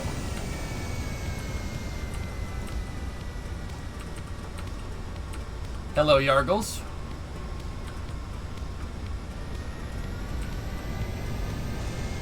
No, what dish shed, King? I'm spending too much time in Canada.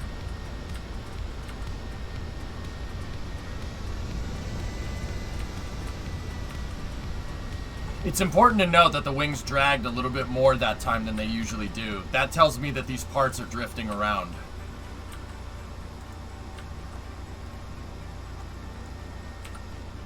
Canada almost made it.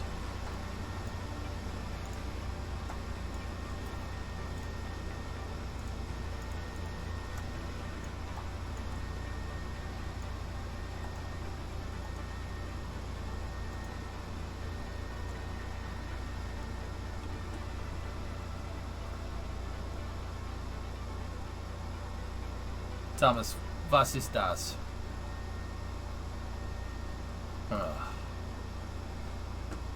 Pad isn't fueled, but we figured out that we could,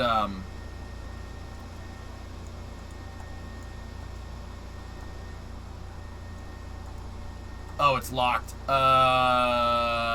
Hold on a second. Hold on a second there, Professor. We fixed the glitch. So he's not going to have a paycheck anymore, so it'll just, you know, sort it.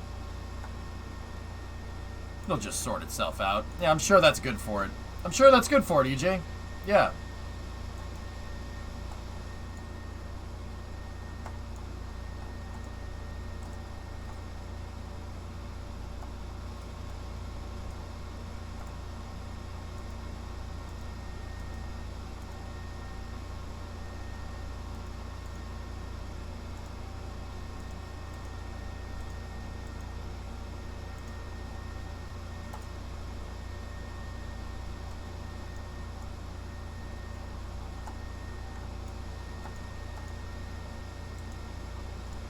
Okay, lock it in that position.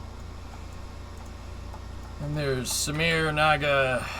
Not gonna work here anymore. Gone. Try a Georgian accent? Yeah, no. Nah, I'm good, man.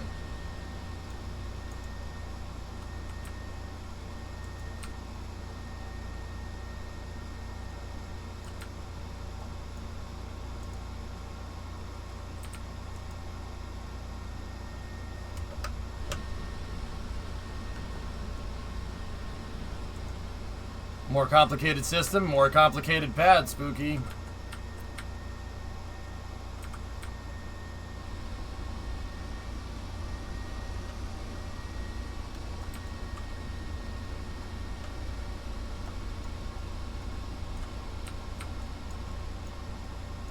We're very crooked. I'm not going to force the issue here. Let's just turn it. Now, Voodoo was suggesting putting guides up here.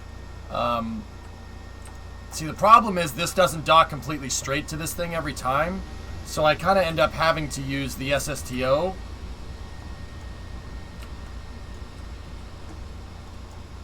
as the guide piece, which is why I have my alignment. Oh, no.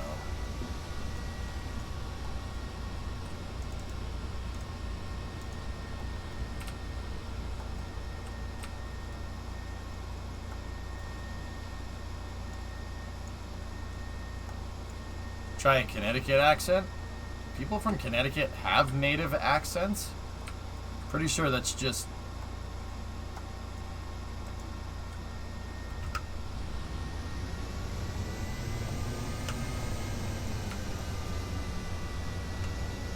We don't pronounce T's. So Connecticut?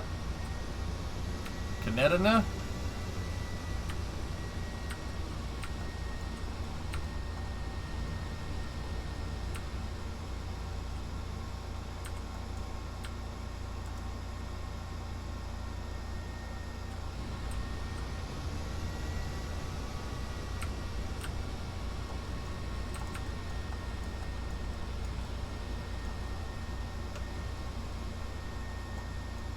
Oh, look!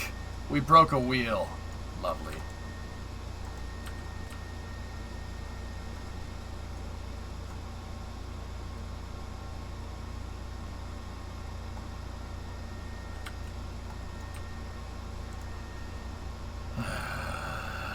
Alright. Alright. Alright. Get the aligners out.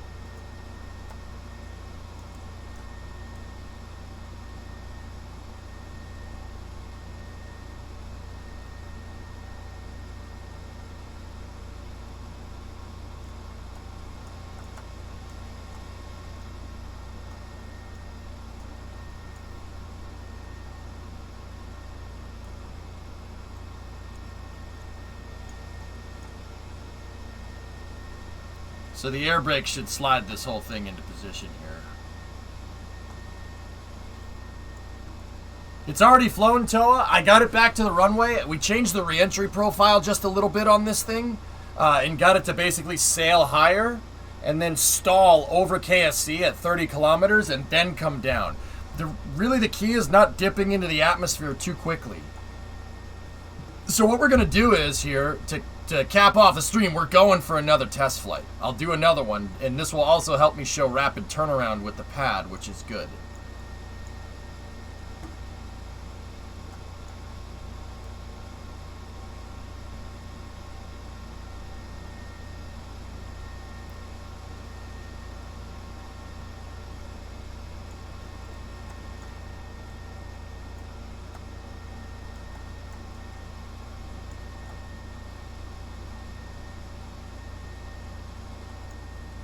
Okay, stand by for the ducking procedure. Visors. There we go. You see that little hop that happened there? That's why the crane blows up. That little hop is killing it. If I make the posts of the crane more girders and less SRB and just raise the entire crane up a little bit, it should be fine.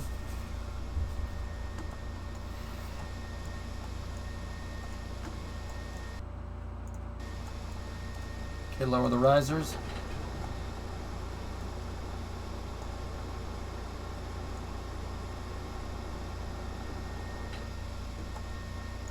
Land like the space shuttle did. Yeah, who knew, Toa? With the arrow shell and everything, I wanted it to fly like the real one. So then when I tried to fly it like Collins, it didn't work. Well, there's your. Well, that explains a lot, doesn't it? Right? Okay. Jet truck, unduck.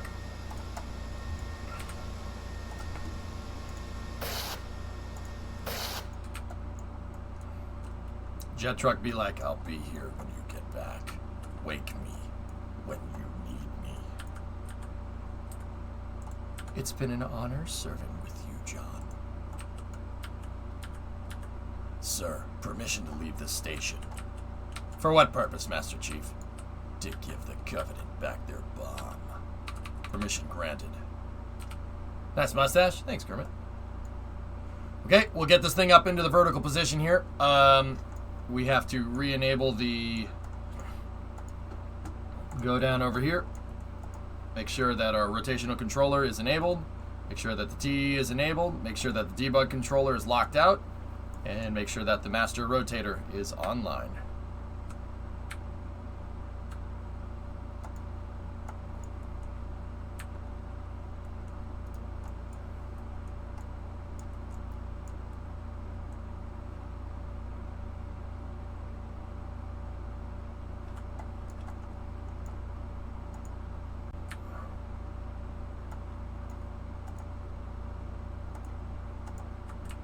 Hey, it would help if you enabled it, idiot. What if you miss? I won't. This is Sierra 117. Can anybody hear me? Master Chief, you mind telling me what the hell you're doing on that ship? Sir, finishing this fight.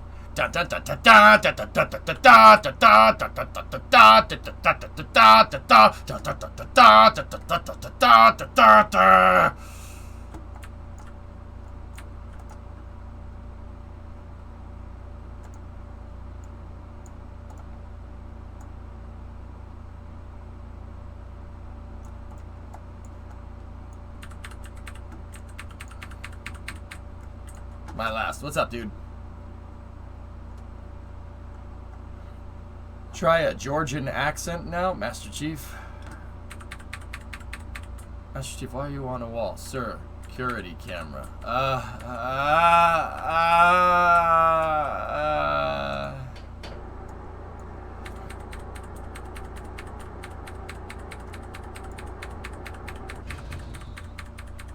You should be ashamed of yourself.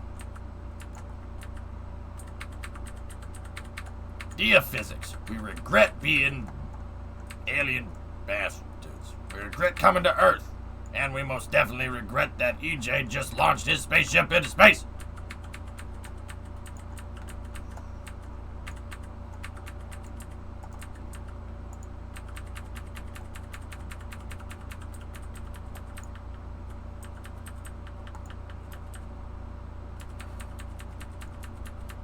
Alright, let's get her done. Come on now.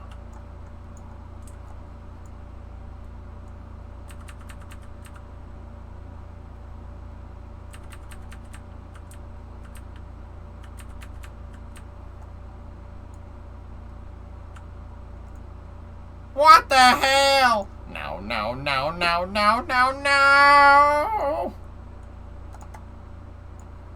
Discovery. Hey, no Coltech, throttle. what's up, dude? I don't know why that does that. It's something with the animation controllers on this thing. This thing should be going faster, but it's not. Yeah, it's not.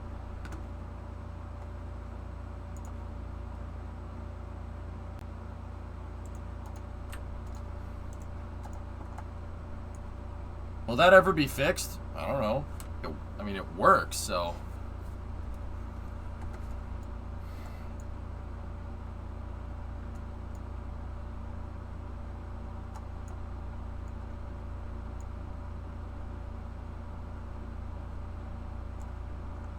Honey, what's going on, buddy?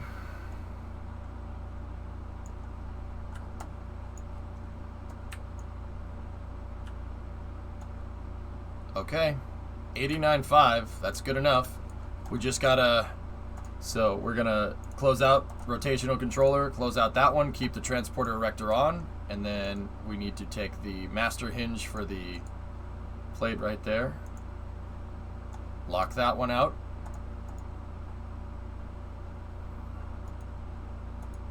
Okay, that one can stay in position. All right, let's go down here like this. Do a hierarchy check. I gotta still fuel it. Hierarchy check is confirmed. We will control the vehicle off the pad. Alignment could be better, but when we fuel it, that'll knock into place. All right, let's get the fuel truck out here and we will go for another mission. Hey, Peter, can you blow that towel rack down here?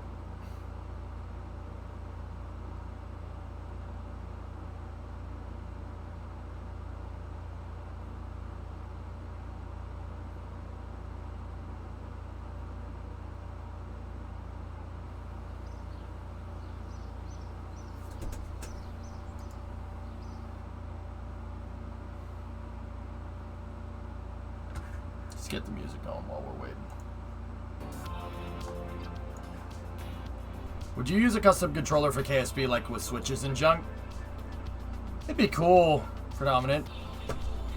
But I don't really need to. That'd be cool though. Like flicking it and stuff. Like, and if I could bind the buttons to like action groups and put them on Cal controllers, we could make a console. We could make like an automated console. That would be pretty cool. I don't necessarily need it though.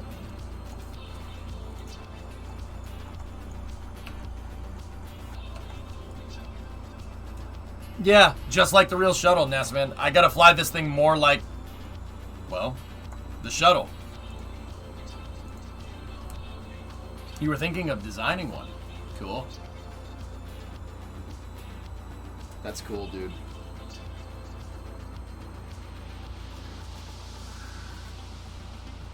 Ugh. An RCS controller would be cool. I mean, if you know what you're doing, you can really make anything. Discovery, go at throttle up. Periodic 42-month resub. Thanks, man. Looks like we'll get an update soon. What, on about Deer Moon? Coming close to the end of the selection process for Deer Moon. 8 crew members to be selected from 1 million applications worldwide. Cool.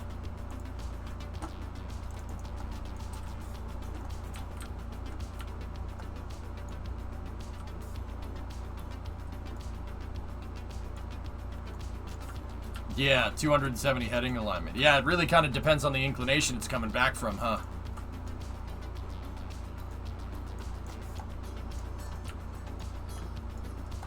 Periodic, thanks for the 42, man. I appreciate it.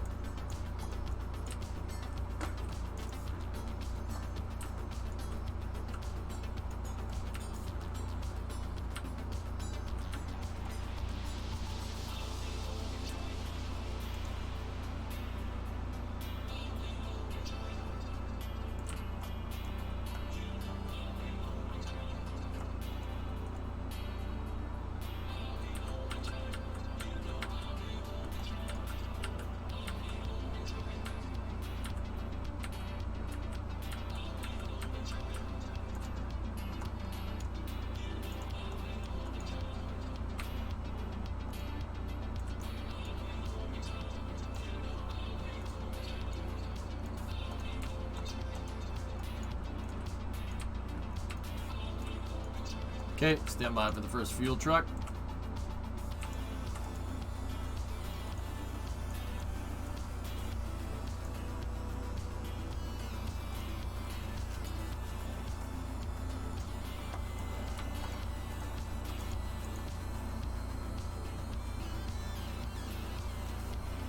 Yeah, Hellfish, right?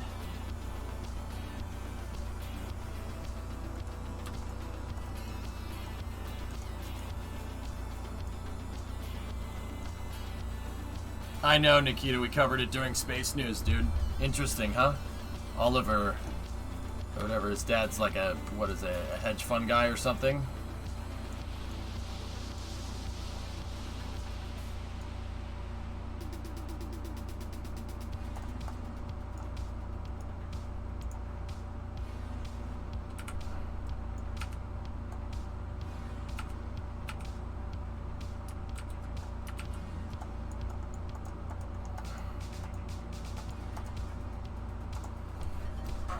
Hedge fund guy from the Netherlands. Oh, that's cool. So is Dear Moon the Japan team? Dear Moon is a mission for a starship to do a circumnavigation around the moon, kind of similar to Apollo 8 in 2023 or 2024. And Yusaku Maezawa is personally funding the mission, and he's personally funding development of SpaceX. Yeah, Dear Moon he picked a bunch of entrants, and yeah. And the selection process is almost done. I missed it. I didn't apply. Oops. Mission mode, Sai. It's a career mode save, dude. With my hybrid rule set.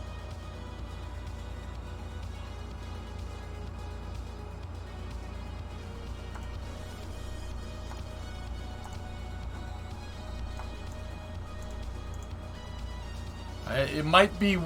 It's either one or two more fuel trucks, guys. Subsonic, you got a stick mustache going. Looks good. Thanks, man. I like it. Looks okay. Oh, not bad. Not bad.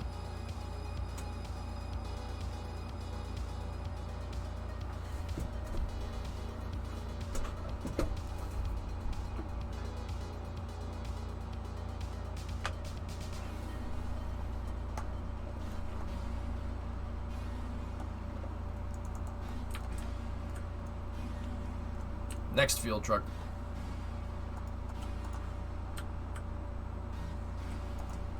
I gotta make a bigger fuel truck, man.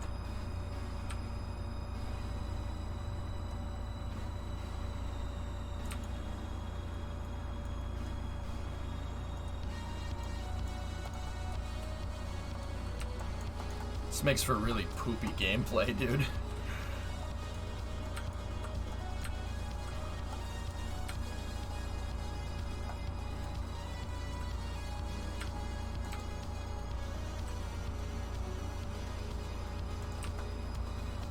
You need to build a fuel manufacturing plant? Like, how much bigger are we talking here? The SSDO has 12,000. It needs 12,000 units of liquid fuel. So, something that ideally moves 12,000 units of liquid fuel. So, we only have one. We only need one of these things.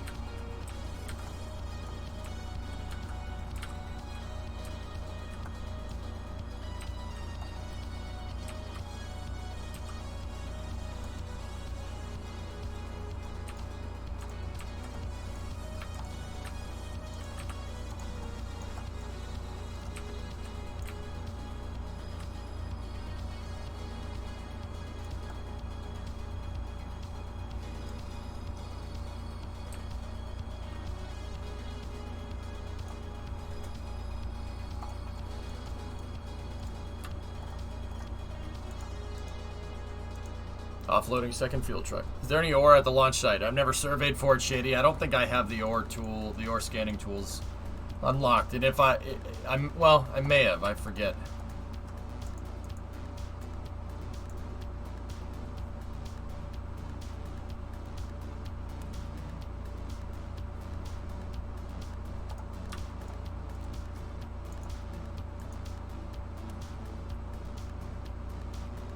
Yeah, we're gonna need one more.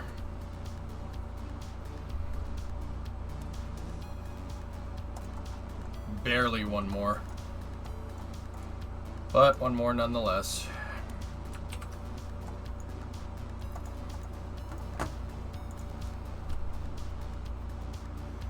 Another trucker drove into an overpass with a lifted dump bed.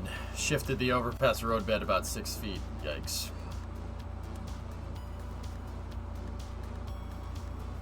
Yeah, Jack, maybe. I'm gonna do this. Sweet custom controller, switch cards and stuff. Do it, man. That'd be sick.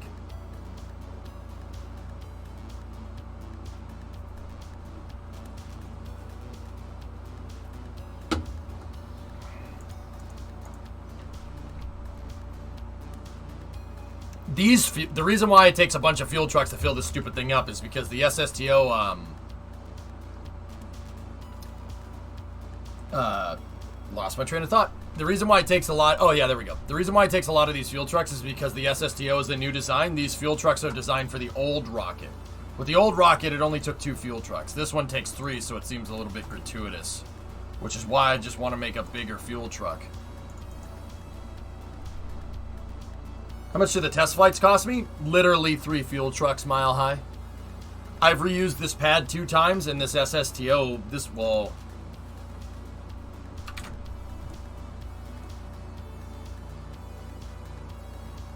Nine flew that flight and I lost it. 10 flew this one. So I've used the pad. I've used this pad 3 times to launch 2 different SSTOs. Arrow 1 and 2 were both flown by 10. I think I might have it unlocked, demo. I don't know. Yeah, can you imagine this with some drilling equipment right here? Like an ore tank and an ISOU? Just dump the tanks. Oh, that would be super useful. I don't know if I'll use a fuel production site, O-Force. I don't know. Maybe.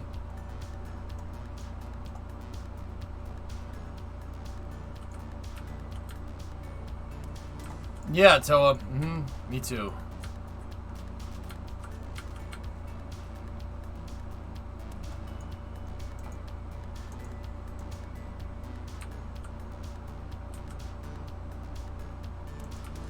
Yeah, demo, that's crazy because the bottleneck would literally be the bottleneck for the thing. The only thing that would prevent it from launching faster is fuel. That's the whole point of an SSTO. This stuff has to be turned around very quickly.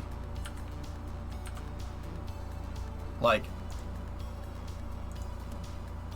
we launched this thing on 173, and now we're pretty much ready to go again. We didn't do payload ops, so it would take a little bit longer than this, but...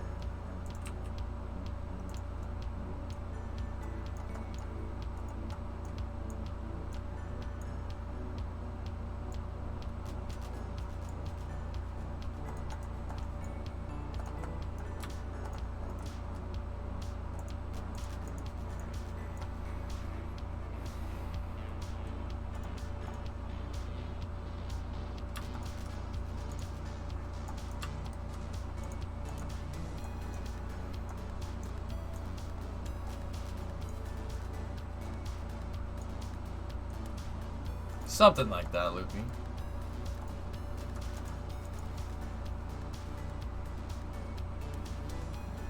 Yeah, NASA man.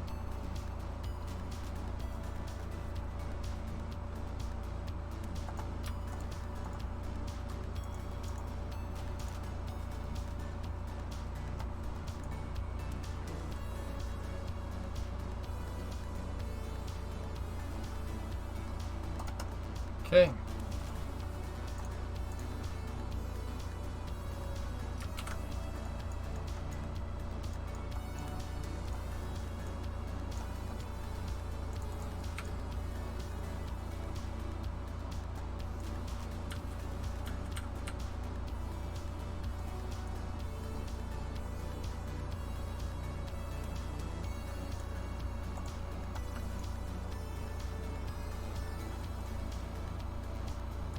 No, I called a hold on the last one and delayed it by a minute, Loopy, to recycle the count.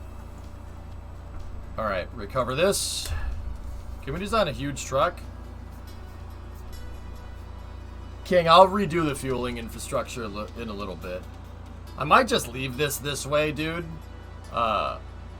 Because the big SSTO is going to need a much, much bigger fuel farm. Like, much bigger.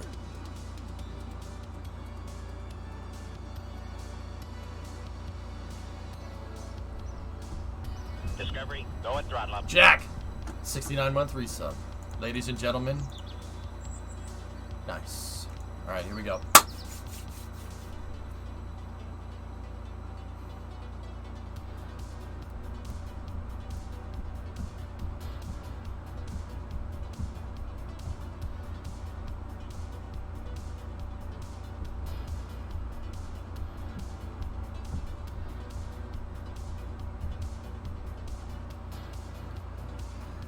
I won't, Gorgon. Thank you.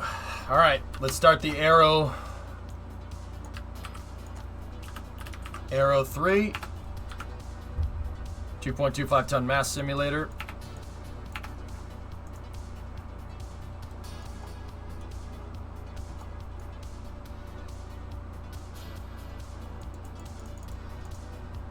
Make sure we're controlling from there. Okay. So this is Y4, day 174, 00. We're at 3844, so I'm going to go 49. Actually, we'll just go to 50 on the dot. Liftoff time. This is the 4th launch from this complex, reused. 106th launch total. This is the 3rd flight of SN10.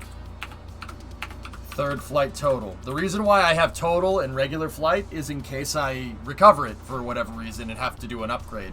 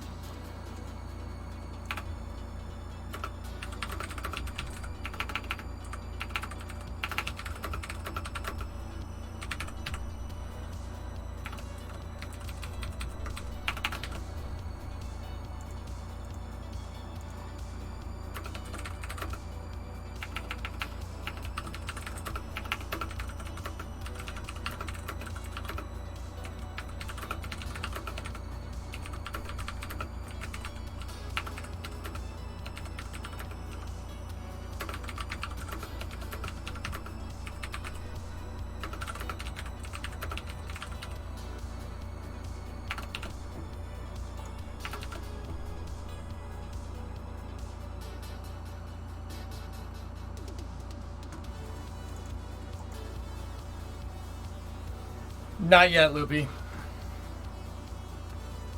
Hey, Tin Can. What's up, dude? Alright. We're clear to proceed with the count. Stand by. Let's just do a little bit of that. A little bit of that again. Panels are starting to get a little messed up, but that's okay.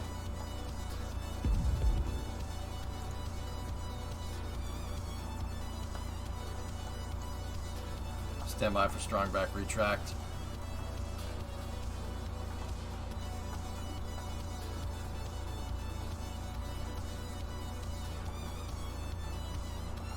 Wrong controller. That controller is locked out for a reason because, yep, okay. Gotta use this one.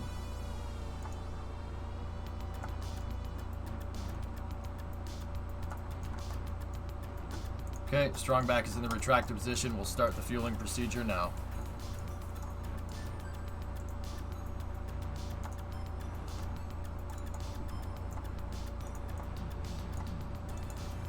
There were bits in there. Who was that? Yo!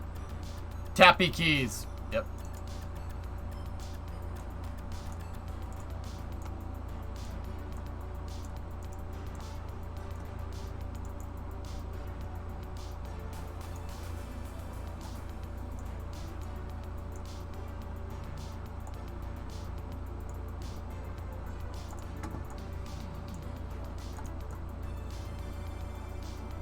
That's payload fuel.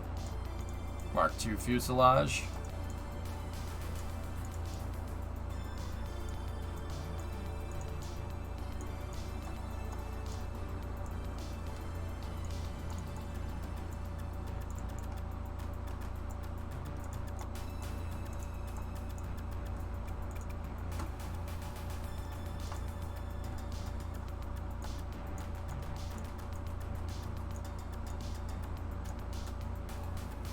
Okay, stand by for fueling.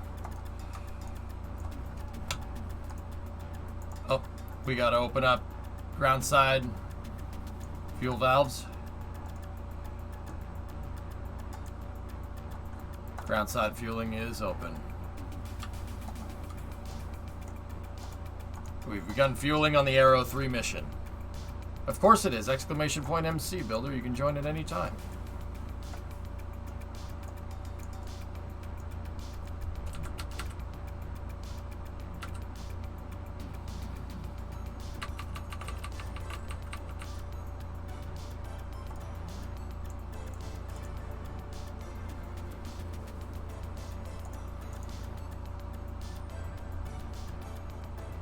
Yeah, King. I think Freedom's Pad is better than this, but this thing is impervious. Well, I shouldn't say impervious. Nothing is... Hey, I believe that no system is fully secure. Mr. Potato Head! Mr. Potato Head! Backdoors are not secrets! Anyway, yeah, no, it's a good design. For all the robotics that this thing has on it, King, it's doing okay. I find that the robotics are drifting. They definitely are, but every time we dock and undock, it kind of knocks them back into alignment, and they're still working just fine. Like, they are bent, don't get me wrong, we're eventually going to have to replace the pad, but in the meantime, dude, it's doing okay.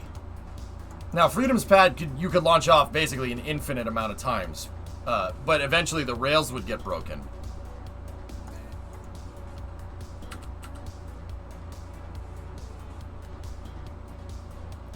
Alright, we're fully tanked.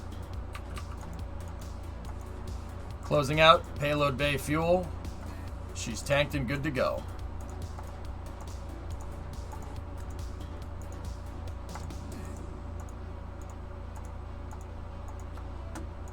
Hierarchy check was already passed.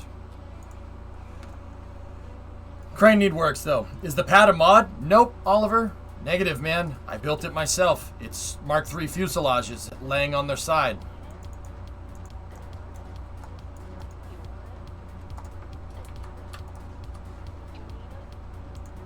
Hang on. Extra fuel is topped off, yep. I just used the DLCs and some custom flags, Oliver. That's about it, dude. Split the fuel load. We are T-minus... I set it for 50, right? So we're at T-minus 2 minutes and 40 seconds here. It's partially retracted, Loopy. I'm gonna put it into the downward position. Okay, fuel tank load is split. Alright. Vehicle is fully fueled. We are ready to press for flight. Strongback is going for full retract. It's fine, Ivo. It's not really as important that this thing, it's not as important that this thing be straight up as Freedom was.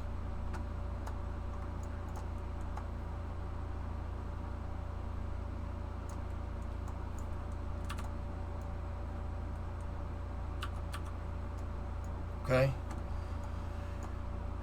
Got to make sure we're controlling from the right point, so I'm going to bring that up, move that there, control from here. We did lose an I-beam on the pad here. It's right there. There should be a crossbar, but it's not there. The engines cooked it a little bit at liftoff, but they're just... Those parts are designed to hold I-beams together that are designed to auto-strut to root part. And the auto-strut is going through the docking port and it's attaching to the root part on the spacecraft. It's working... The auto-struts work like the hold-down points here, guys. Alright, so we should be able to do thrust vector control checkout now. Stand by for TVC checkout. Cycling the throttle. Thrust vector control checkout is...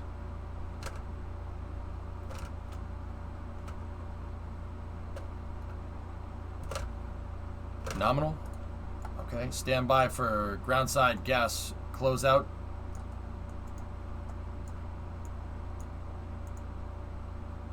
Groundside gas closeout is confirmed. Tanks are pressing for flight. T-minus 1 minute and 20 seconds in game.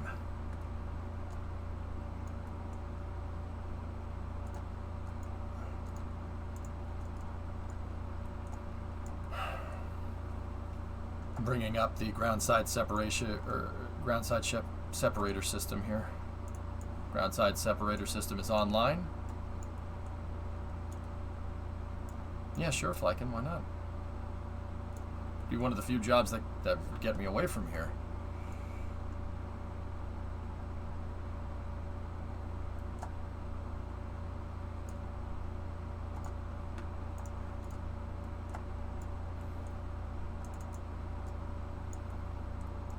T-minus 1 minute, or T-minus 50 seconds and counting.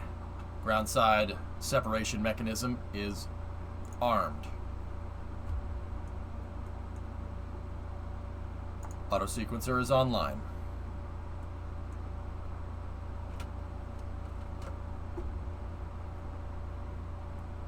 Has there ever been a launch where the TVC is off? A Delta rocket launched in 1986, a couple of months after Challenger.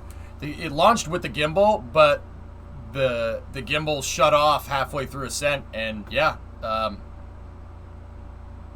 it didn't end well. Yeah, didn't end well. All right, Rock, report range status. Range operations center reporting status check. Go Arrow 3. Go K33. Go SN10. Clear to proceed with terminal count. T-minus 25 seconds. 20.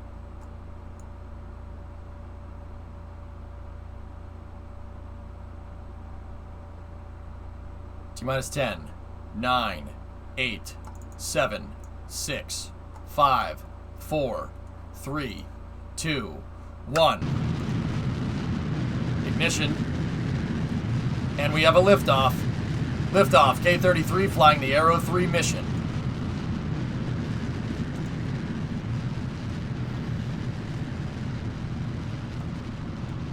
We've cleared the pad. Go for roll program.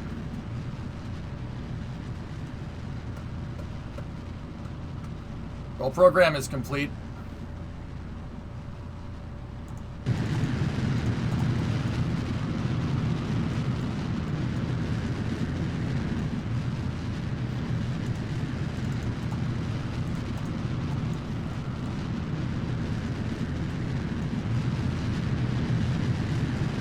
Eagle's pitching downrange. All systems looking good here.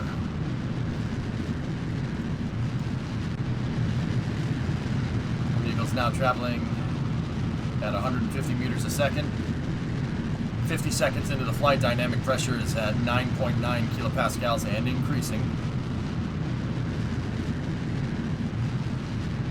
I'm working on it, Toothless.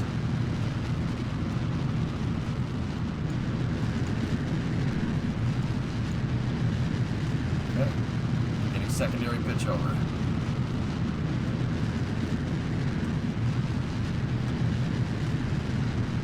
Okay, all systems looking good. We had max Q, 13,000 pascals. Vehicle is now transonic.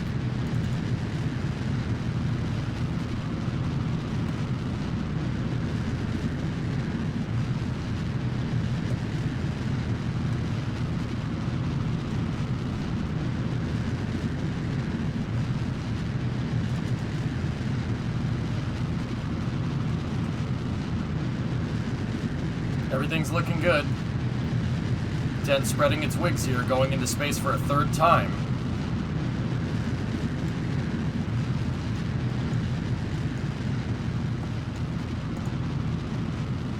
We're right on the track, Loopy. Everything's looking real good here.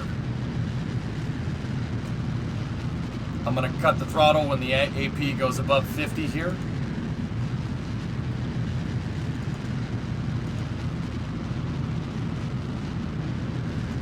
That might be a little too low. Come on now. Come back.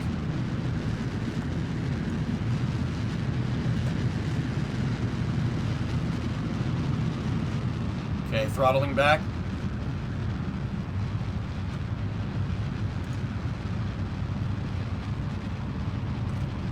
Okay. Main engines, KS-25s are going into deep throttle mode.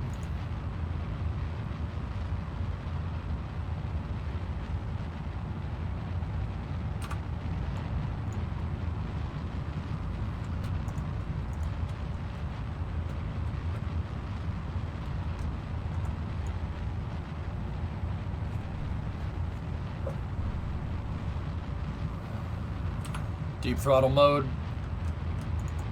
It's good. Engines now at about 20% of rated performance in the deep throttle.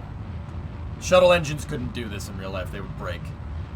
You throttle down the engine, it creates, amongst other things, non-uniform heating inside of the nozzle. Yeah, it gets upset when that happens.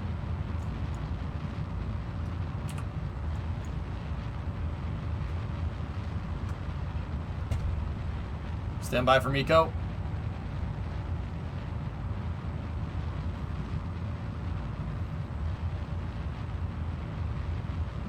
Mark. Miko. 3 minute 41 seconds into the flight, we have main engine cutoff. Okay. 10 ohms 1 required at AP.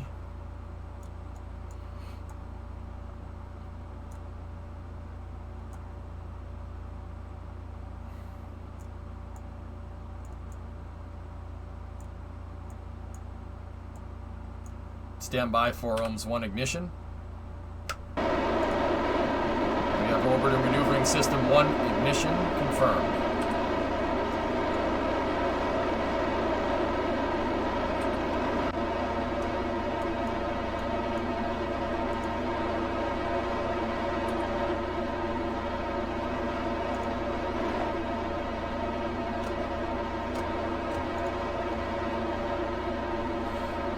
Alright, Senshai, good night, buddy. What does SSTO mean? Single stage to orbit, meaning I launch it, nothing flies off the vehicle. We just launch it and it flies all the way up into space.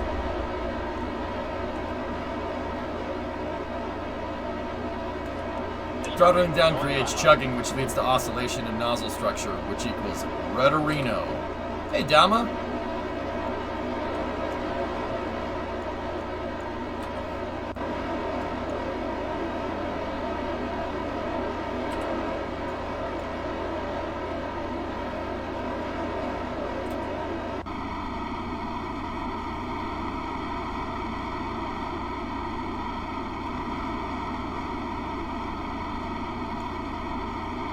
Cavitation in the combustion chamber, Yard. Or not Yard, Rocket Guy, sorry. I was reading Rocket Guy's sentence and Yard said something. These engines seem very silly. Why?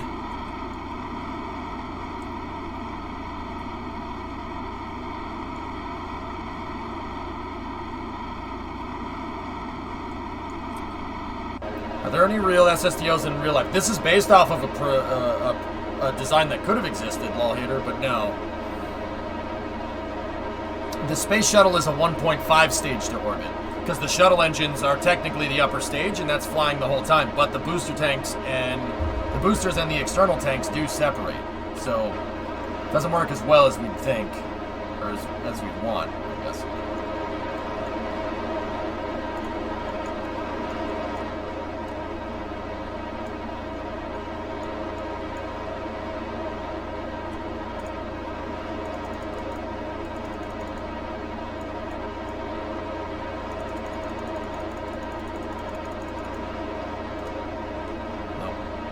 Screwed up.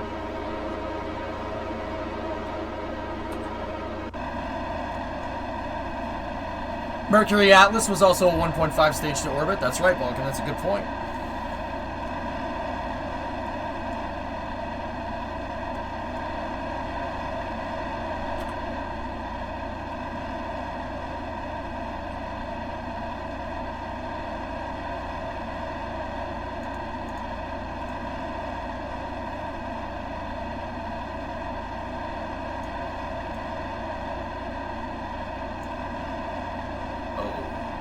Nope.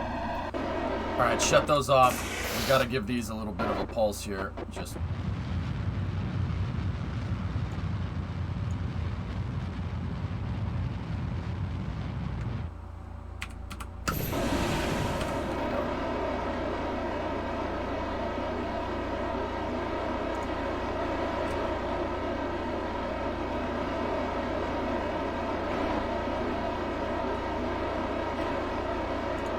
I'm just gonna finish this up with the shuttle motors.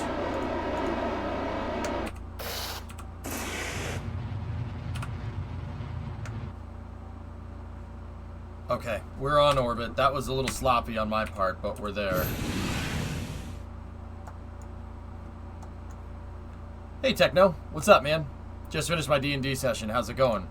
Well, we got it back up again. We're back up on orbit. The orbital insertion was 95 by 76.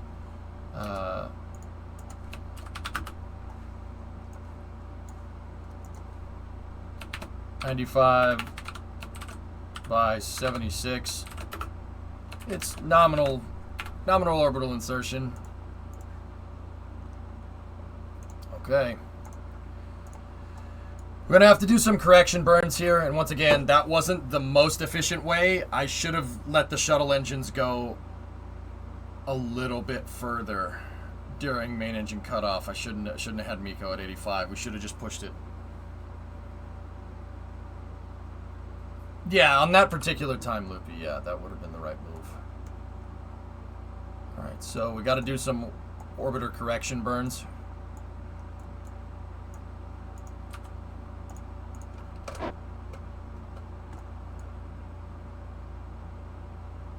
Yeah, with the ascent trajectory that we had. But it's okay. We have 200 meters a second delta V on orbit, for the most part. We'll have probably, oh, I don't know. I'm going to turn the music back on. We'll probably have, I don't know, 150, where 150 meters a second left where we do rendezvous proximity.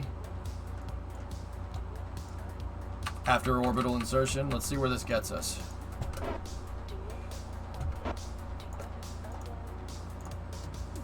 Okay, stand by for ohms 2.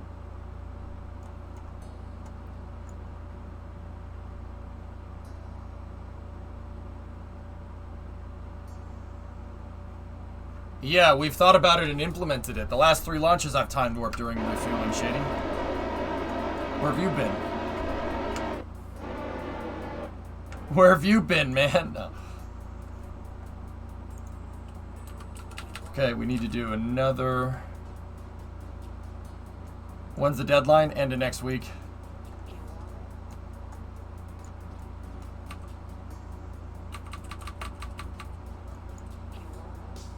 Open the payload bay. Payload bay doors are open. She's on orbit again, man. We gotta do a circularization maneuver here. I missed it. So. You know too much. It's his job, Jay. There's nothing wrong with being good at what you do.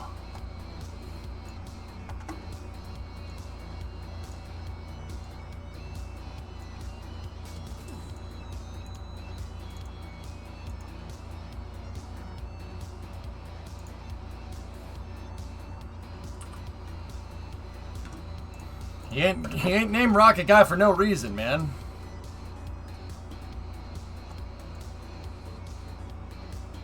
When will you start working on the big SSTO? Next week. Quick question, do you want it? Then do it.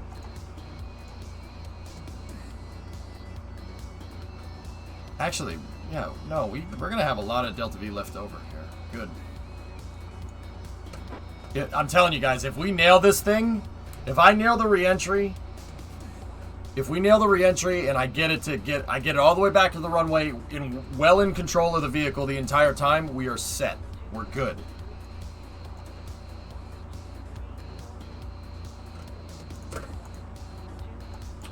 I will send one of these up there to get Kerbals.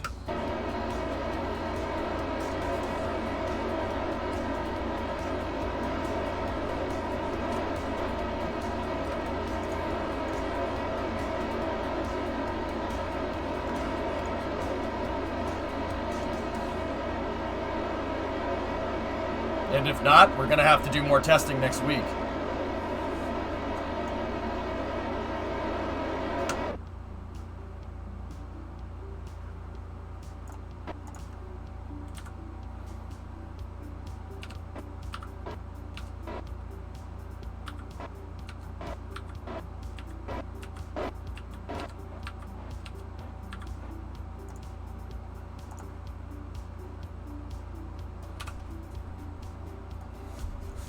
The lunar program is suspended right now, Builder. It is due next week, Yarg. Yeah, vacations and stuff, man. It's full. I don't know what to tell you, man.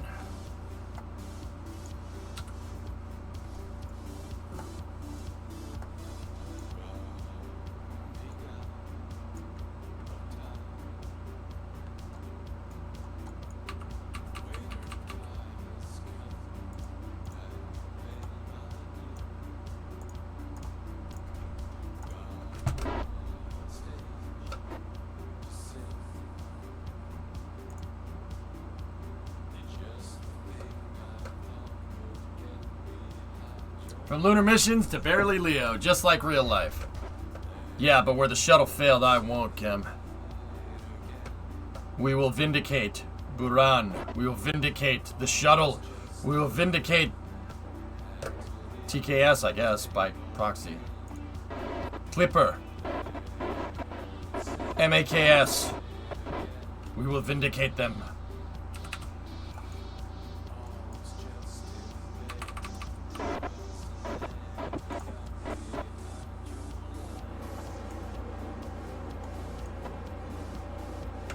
Okay.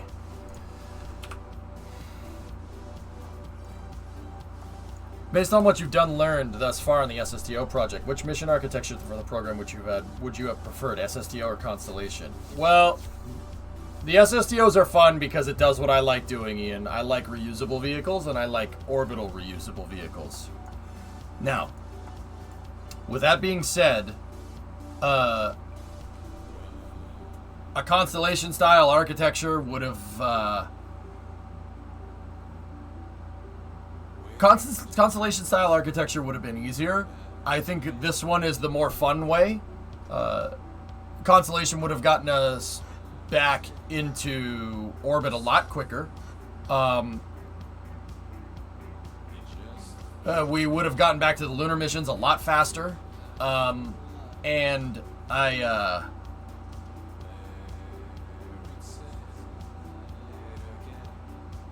yeah, and that's pretty much it. The SSTO was always going to take more development because it's something I haven't built. I haven't built an orbiter or anything in a long time, right? And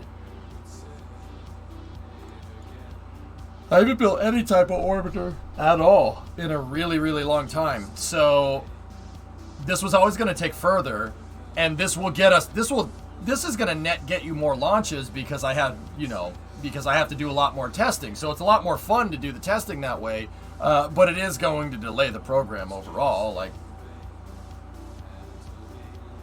you're not salty anymore, but this bad boy ain't taking us to Duna. That's right. And this forces us to work on low Earth orbit architecture. The big one basically means that we're not going to be able to use transfer stages or anything to get anything anywhere. I have to build vehicles up in space. So we have to adopt an architecture that's similar to the NSTS program, the National Space Transportation System program, which the shuttle was a part of. So basically, you guys chose to go further into space using a shuttle-style architecture. I don't have a problem with that. That's okay.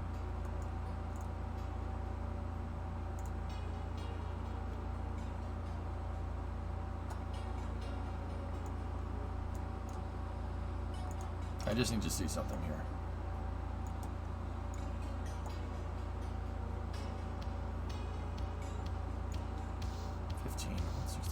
Okay.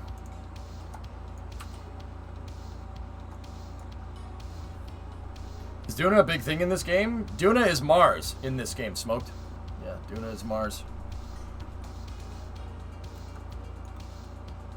See, so it's like what we did here, Apollo shuttle, right, is the immediate thing that comes to mind, right? But what we did here, more or less, is like going from Constellation to Commercial Crew. It's more like that, except it would be like if Constellation actually flew, though.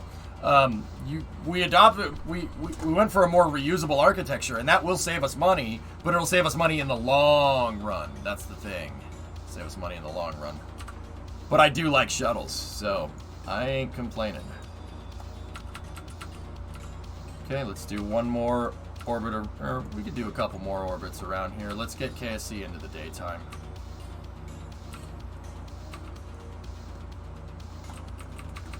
Stand by.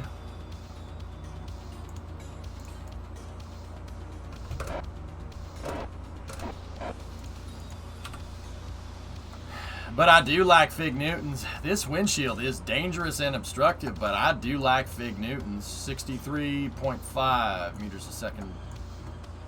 LTV plug in here.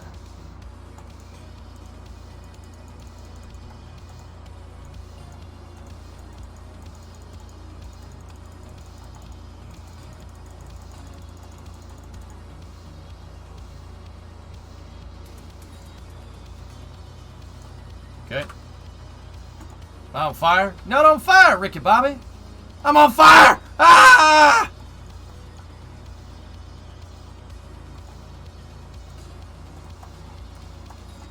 Okay, we're going to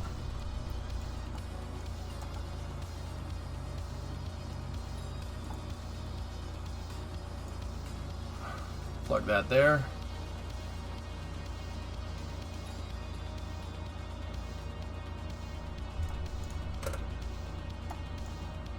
Please don't let the invisible fire kill my friend. I love Shake and bake. Jackal, did you see the end of the Atlanta race? Shake and bake, baby. Slingshot engaged. I'll tell you what, it might be on a technicality, but if I take this trophy from me, I'm gonna hit you right in the face. You're on fire, Ricky Bob. I'm on fire! Ah!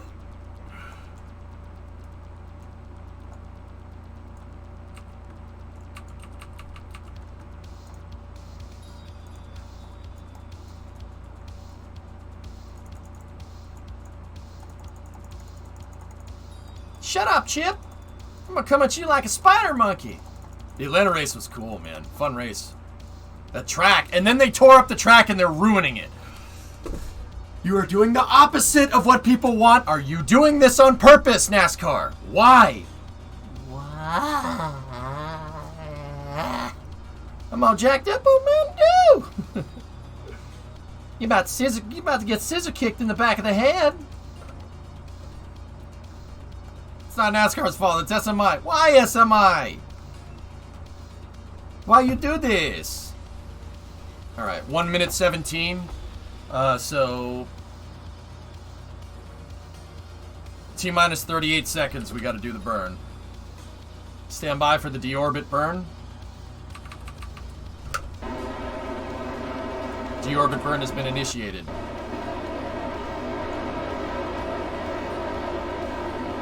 Speedway Motorsports International, it's the company that owns the track. They're the ones that decided they wanted to ruin it.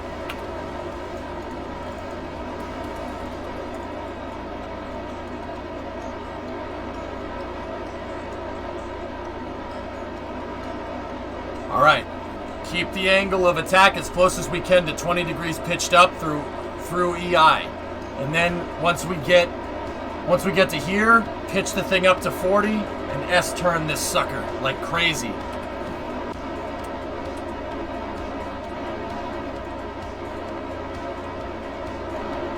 What track, Atlanta?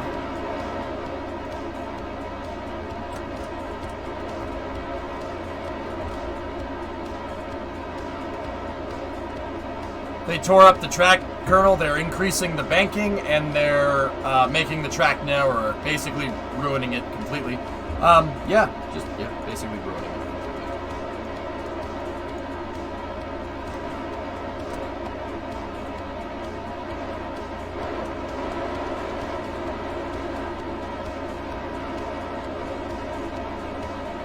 Seriously? Yeah. Okay. We have a good deorbit burn. Closing up the payload bay.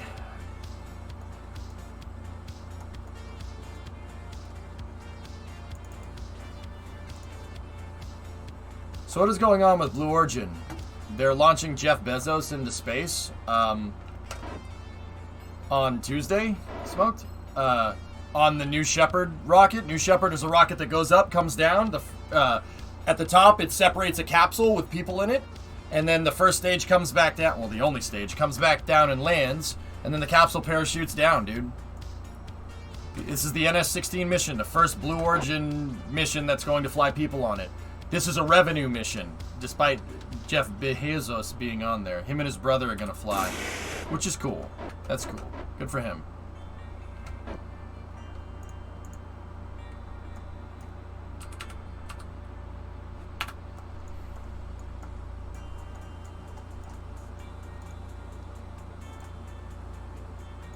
All right, here we go.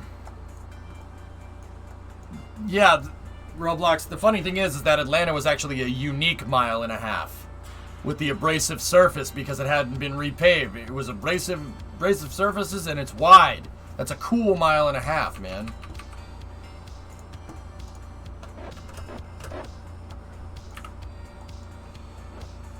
Okay.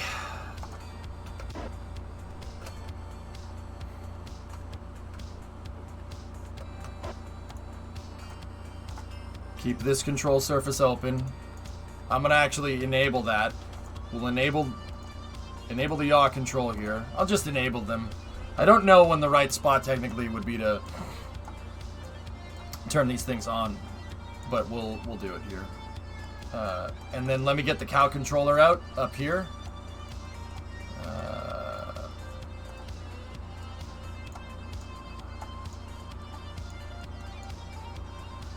Okay.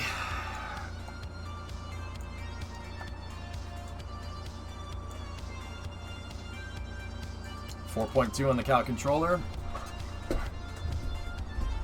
No problem, Smoke. If you're genuinely curious, there's no such thing as a stupid question. If you're genuinely curious, man, that's really where it's at. Okay, guys, we have EI. We're in the atmosphere.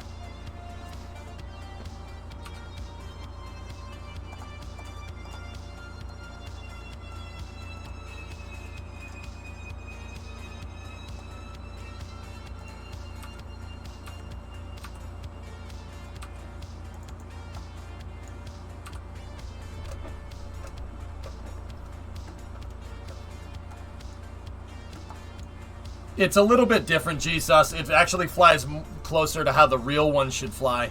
My shuttle was good enough. This one is much higher fidelity than Collins, but I'll give you that answer in about 5-10 minutes.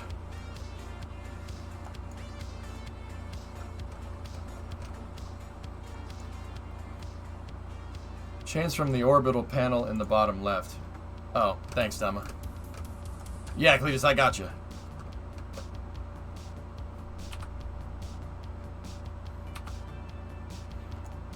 Good call, guys. Thank you. So, when we start to hit KSC and we want to do our S-turns, we put the body flap to full, and we just got to keep the nose up on this thing. I found predominant. Nice. You gotta show him that, dude.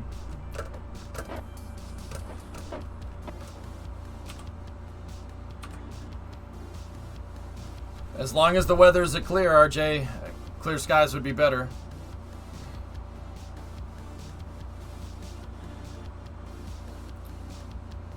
Full down on the body flap, Loopy. Full deflection. Come on, 10. Make it home, man.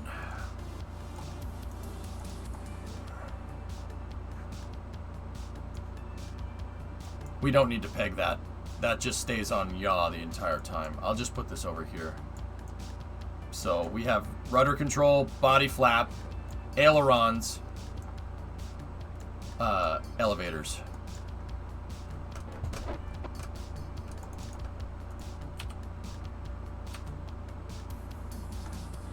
It's not all the way down right now. It's at 103. I'm talking about when we're doing the S-turn, man. Is the S-turn a must? We'll sail into the water, Serenity, if we don't. Okay, here we go.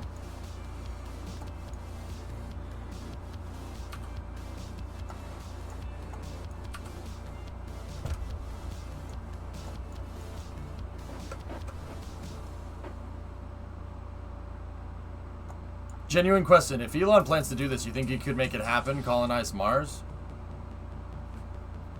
Depends on how well Starship works, man. If Starship does what he says it's going to do, then that is a very, very distinct possibility. I think humanity as a whole, though, will make it there eventually. If we don't kill ourselves in the process. I mean here, not there.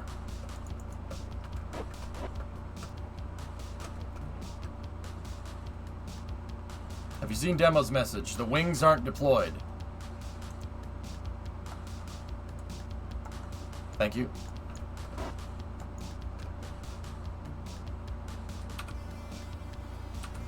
Looking good. This is looking very similar to the last entry trajectory.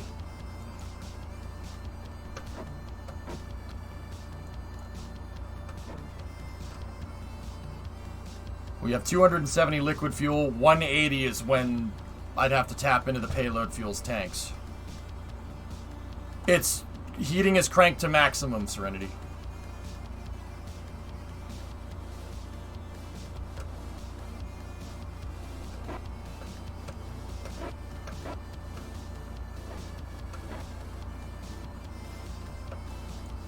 Coming up on the coast here.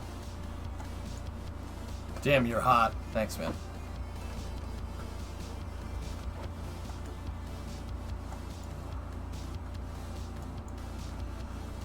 With this trajectory, airborne, it should be better. Better meaning less probability.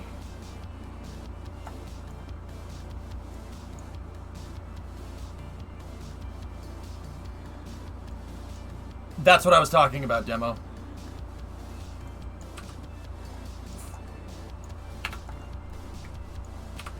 Okay. Body flaps down to full. We got full deflection there. Full downward deflection on the body flaps. Nosing up. Oh, that picture looks sick. That looks amazing.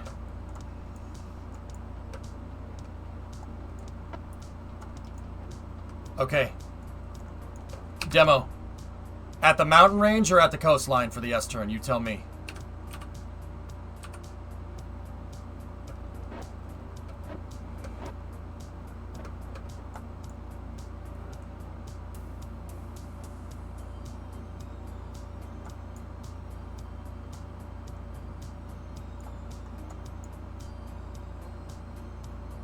It's, yeah, right now, Phaedra. Mm-hmm. Alright, let's do it. I'm gonna start. We'll start the S-turn.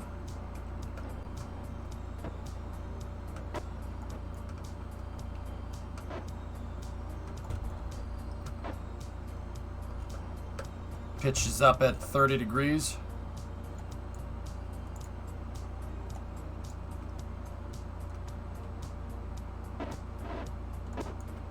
Oh, yeah. No, nav. Yep, okay, no, I'm gonna keep it straight.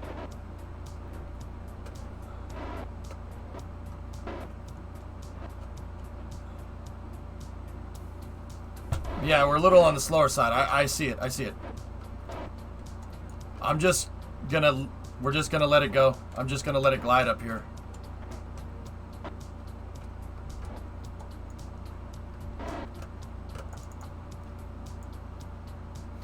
Set it back to 103. So we're 103 down here on the... on deflection. Yeah. We're just gonna... just gonna keep it up high. Yep. We're still going fast, man. We gotta keep her up. We gotta keep our altitude as best as we can.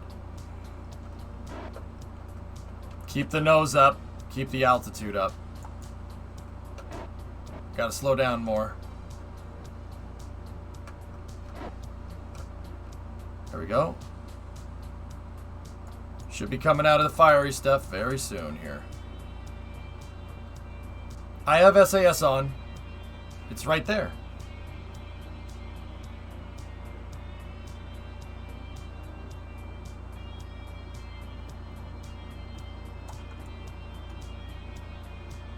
Hey, Toph, what's going on, man?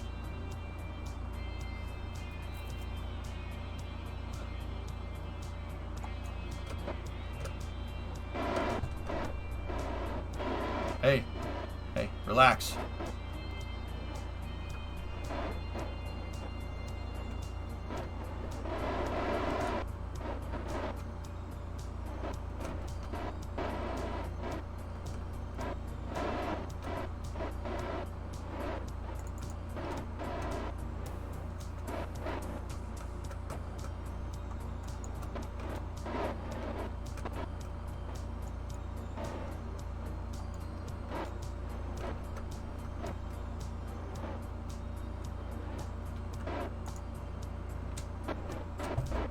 I deployed the speed brake, dude.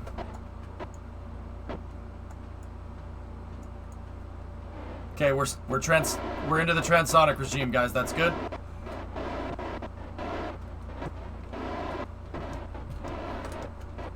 All right, now let's go for a spin.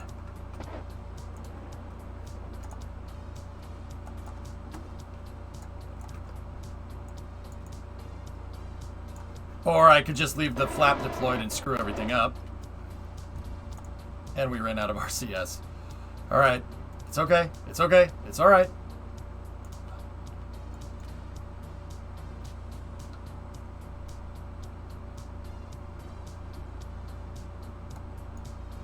Huh. All right. Hey, relax. Come on, you.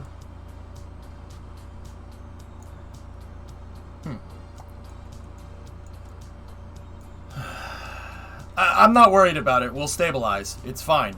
It shouldn't have really done that, but I think I just let, I think I just let the prograde velocities get a little bit away from it. That's all.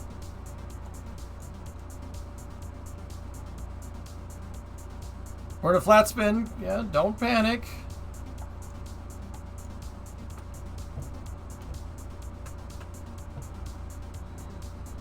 Don't picnic, chat. There we go.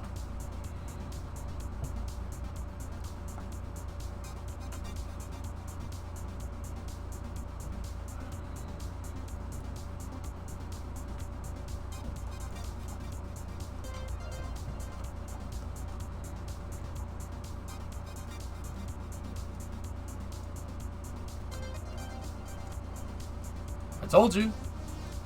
See?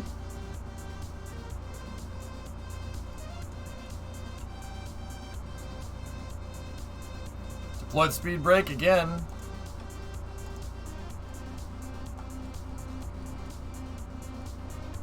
Speed brake deployed. Okay, that's good. We bled off enough speed. Coming in for a landing at 2.7.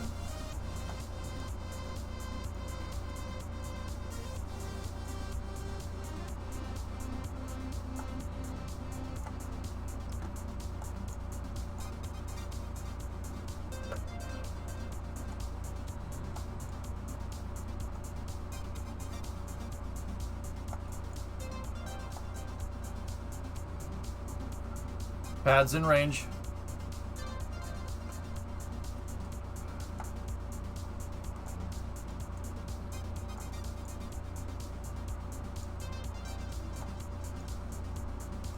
Okay, flare it. Gear coming.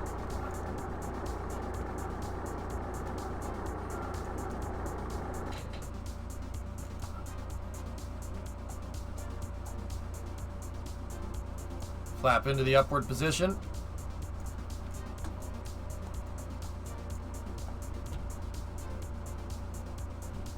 Oh, God.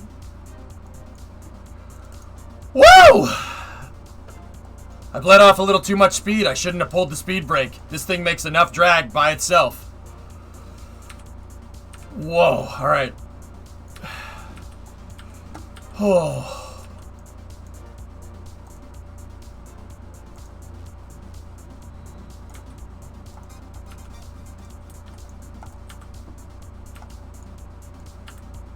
Good thing we have it. We gave it gear from a carrier plane. Oh. You left my neck on the runway. Can we turn around? No, no. I snapped it in half. We don't need to worry about that. Don't nose down. 10 degree. Yeah, just ride the stall. Nice Navy landing. Yeah, I put F-18 landing gear on a carrier, obviously. Okay, send out the recovery convoy. We're about to have wheels stop. Hey, every time we fly this, the reentry gets better and better. And I've got it back to the runway, what is this, 3 times in a row.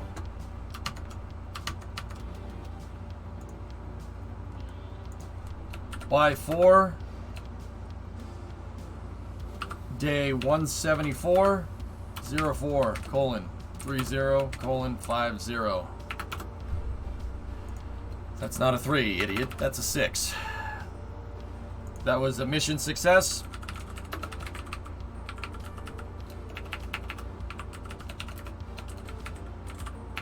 Minor aero instability during subsonic descent.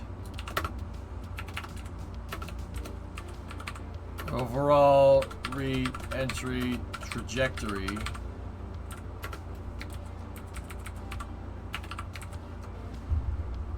I'd say the re-entry is pretty proven. This is pretty foolproof. It gets at least near the runway every time. Even if it flips out, in the points where it likes to flip out, I can still recover it and get it back. It's very rare. It's a very rare scenario where I wouldn't be able to do that. What is the planned descent profile? You saw it, King, launch when I launched it into space just a second ago. Actually, the first launch that I did with 10 on the Rapid 2 mission, or on the, no, Aero 1 mission, that was the best re-entry. So we'd have to go back and watch this one. This one had the best one. But I did get 2.25 tons up and down. See? I got 2.25 up and down. So as long as I don't exceed 2-ton payload capacity with this thing, we are A-okay. It'll launch people no problem. Is the flipping part viable with crew aboard? It'd be a little bit of a rough ride, but it's fine. Did you just fuel, launch, and land that in under an hour? It was like an hour and 10 minutes, King? Yeah. Passing, that's where optimizing our ascent profile is going to really pay out. Optimizing the ascent will really do us better. Yeah, there's a lot of room for improvement on the ascent, Yarg. I'm with you on that one, I agree. But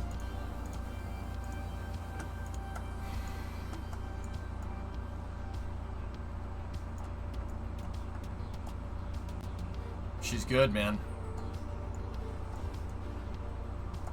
So we go again. Again? Shutting down SAS.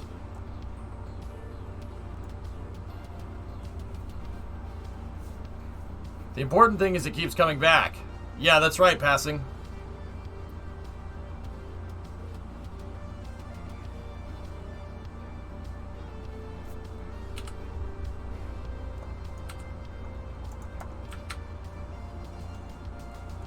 Sat mission time? There's no missions for it, Phil. It keeps giving me science from the surface of Minmus and stuff.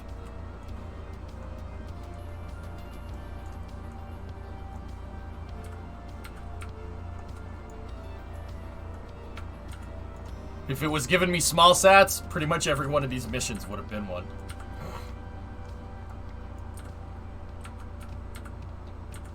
Are you going to watch Silverstone this weekend, and are you excited for the spring qualifying? Jay, any weekend that I can watch racing, I'm good.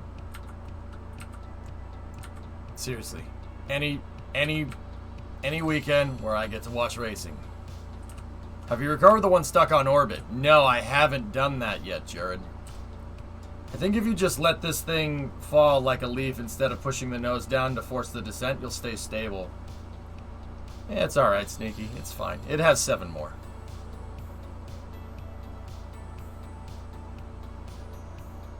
Yeah, Jay, that's pretty much it, dude. And you know what? You know, like...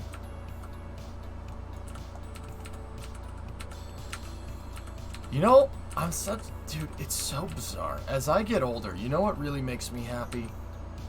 I like watching racing, but I like watching racing with my dad.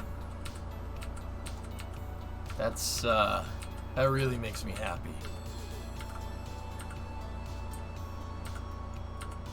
I like watching F1 with my dad. It's just, it hasn't changed. I mean, my dad showed me F1 in like 1996 when I was like 8 years old. You know, it doesn't matter if we watched it then, we watched it, you know, or watch it now. I still love watching Formula 1 with my dad, man. You got a haircut. On my face, yeah. Yeah, Epic, yeah. I get the vibe that you could shrink this pad down and fit it into plane instead of launch sites. Crazy, huh? Yeah, Cludies, right? So a face cut. Did you successfully land the SSTO that's docked to the station? That's 9, RJ. That one's in the drink. Yeah, I screwed up its re-entry, which prompted my these arrow missions. Is this on Kerbal X? That version? Yeah, Yarg, it is.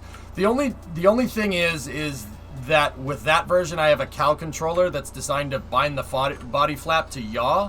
Just disable that or unbind Action Group 7, and then that's the only changes I've made. Is this wheel supposed to be like that? Why would it be supposed to be broken? I'm confused.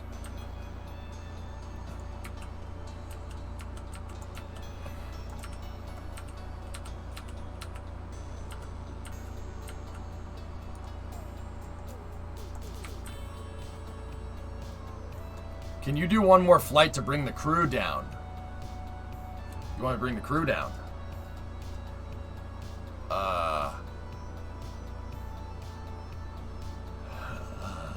I don't really want to get the crew down, Demo, because I don't have anybody to replace them. So what's next?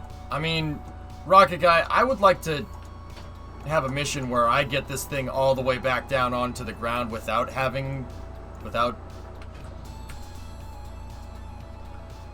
It was a stupid attempt at a joke.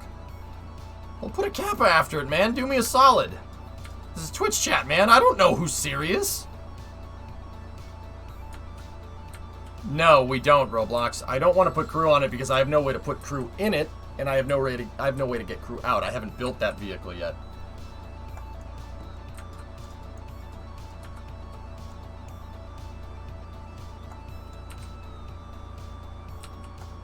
Yeah, Loopy, I really shouldn't have taken these freaking days off, dude.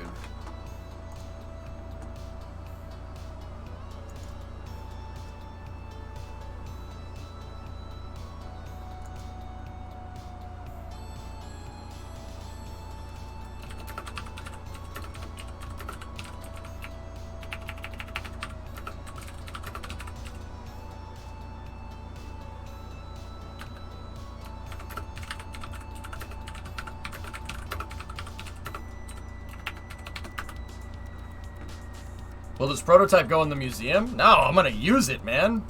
Are you gonna be around for racing tomorrow? No, Roblox. I'm gone tomorrow and Saturday. And Sunday. I will be back on Monday.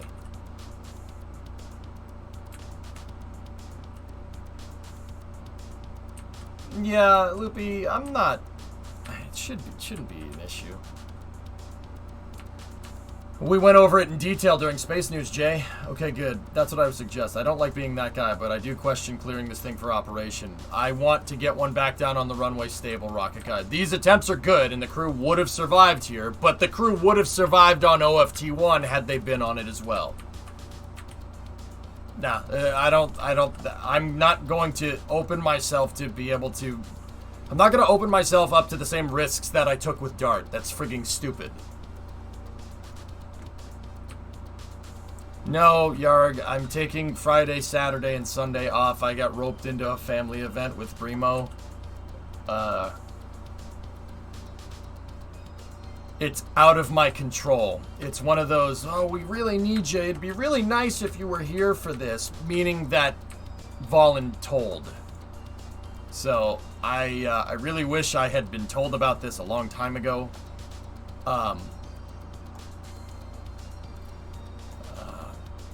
But yeah, it's, and I tried as hard as I could to not have it be this weekend because of the SSDO deadline, but it's all right. RJ, I'm going to be on Monday. I'm going to be here on Monday for a truck stream at the very least. We should get back into SSTO testing next week. Tuesday I'll probably try to do a ton of testing. Family. Yeah, it's because of family. Vin Diesel's my cousin. Just, sorry. Can we get chat to vote to give you an extra 3 days? Nah. What isn't complete for this SSDO? This architecture is pretty built out, Red 8. You guys gotta remember, the big one should be an exact copy of this. The big one should fly just like this. It should be fine.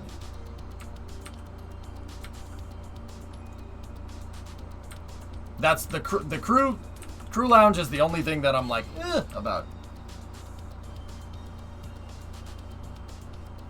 Yeah, Loopy, probably. Yeah, you know, I'm a little... This was one of those things where... Okay, you want to know how this conversation went? Hey, can you take these days off? Can you take Friday, Saturday, and Sunday off? No, I can't. I just took Friday, Saturday, and Sunday off 2 weeks ago. Oh, this is something that you should really be here for, and you'll regret it if you miss it. I got that whole bullcrap guilt trip nonsense, son of a...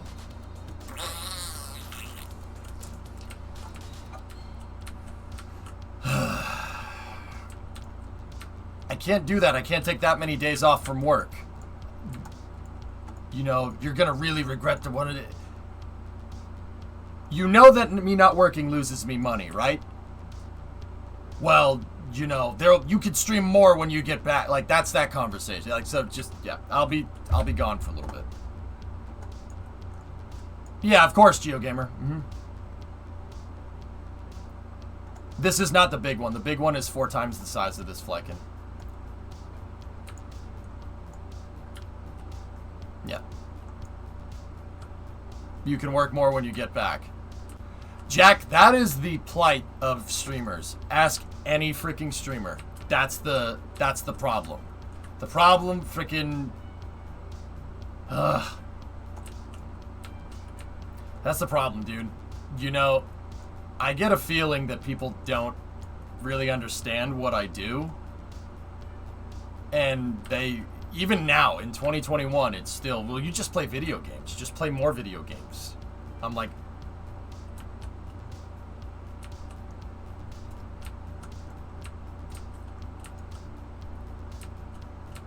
Almost, Luffy, yeah. What would you say you do here? Yeah, no, people still don't understand. It's okay. Like, it's not a big deal, and if, like, here's the plus side. If there's any time to take away from a space stream, it's right now, when the range is down. The range is under maintenance until the end of the month. So we've been in a lull for rocket launches. So now actually probably would be the time to get all this out of my system, so to speak. You should insure your hands so they make you money. I don't know where that statement came from, but alright, good to know. Just play the video games better and you will earn money super fast. You know what the messed up part, Noctis, is? They're not wrong. They ain't wrong. Like, it's almost like people don't take the job seriously, you know? Like, it's like, oh yeah, your work's, you know, I am an investment banker or something. My job is more important than yours. Like, dude, that happens a lot. That happens a lot as a streamer. So whenever I'm talking to normies, people that don't understand what Twitch is, I just say I'm an Amazon contractor. And that's it. I'm a contractor for Amazon. What? Really? Yeah. That's just what I tell people. It's not bullcrap. That's what it is. It's not false. It's not a false statement. Oh yeah, I do contract consulting work for Amazon. And they're like, what? Really? Yeah. Is it wrong? That ain't wrong. Everybody else likes hyping up how important their stupid friggin' job is. I'm gonna do the same thing. Screw you. I'm gonna put that on a resume, man. Yeah, seriously though, I gotta put something on. If I ever find another job, my resume gap is gonna, that's gonna be really weird. What were you doing for 10 years? I am a consulting contractor for Amazon. Adult entertainer for Amazon? No, that's something different. Yeah, King. I think if you're not being drew down on the next one, you should try to leave the PE higher and do some hard banks in the upper atmosphere. Yeah, exactly, Noctis, right? EJ After Hours has a new meaning. Yeah, Loopy, it's not... Yeah, it's I. That's right, Gio.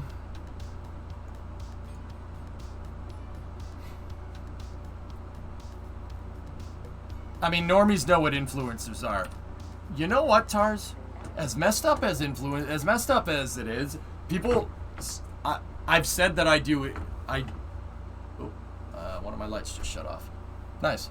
I've said that I've done... And now my headset just came unplugged. Anything else today? Discovery, go and throttle up. I think the outside world is telling me to... I kicked the plug off, that's why. The outside world is telling me to stop. No. Give me a second. I gotta fix that. I'm going in.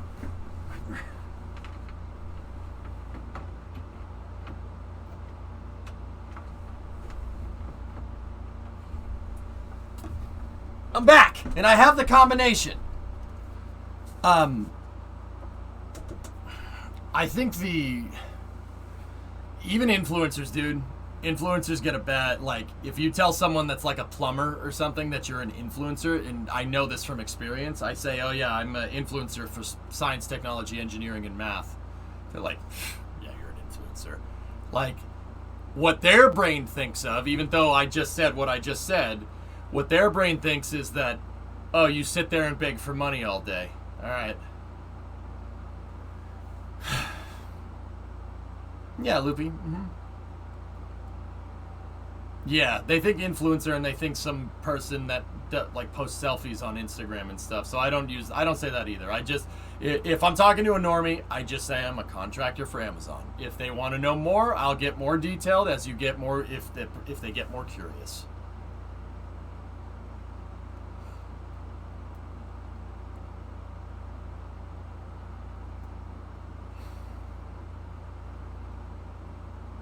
Yep. Yeah, Airborne, but telling somebody that doesn't understand what Twitch is, telling them that, they just get confused. So I just say, I'm a science consulting contractor for Amazon. STEM consultant. And that is true by definition. Science communication, yeah. I'm a science communication contractor for Amazon. There you go. That's actually a good way to say that, Urban. I like that. But yeah, dude, like I went to neighbors down the street in my parents' neighborhood, had a block party a couple of, like, what is it, last week, 2 weeks? I don't know, don't remember. And that's what I told everybody. I was like, yeah, I'm a science, I said I am a contractor for Amazon. And they're like, what? Really? I'm like, I work from home and I do this. And then one out of all the people that I talked to at that block party, one of them was like, what does that entail? Like, only one person asked what that is, meaning that all of them were just like, oh wow, that's cool, you know. So I'll just take the oh wow, it's cool, and then we can talk about like sports or something, you know what I mean? Beg for money, here's a few biddies. Ugh, gross.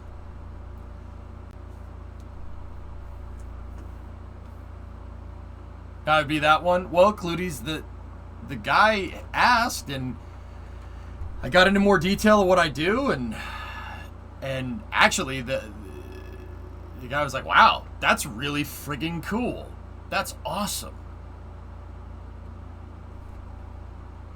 So he had one of the normies understood it, man. So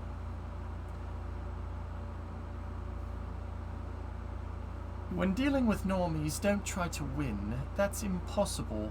Instead, try to realize the truth. There is no win.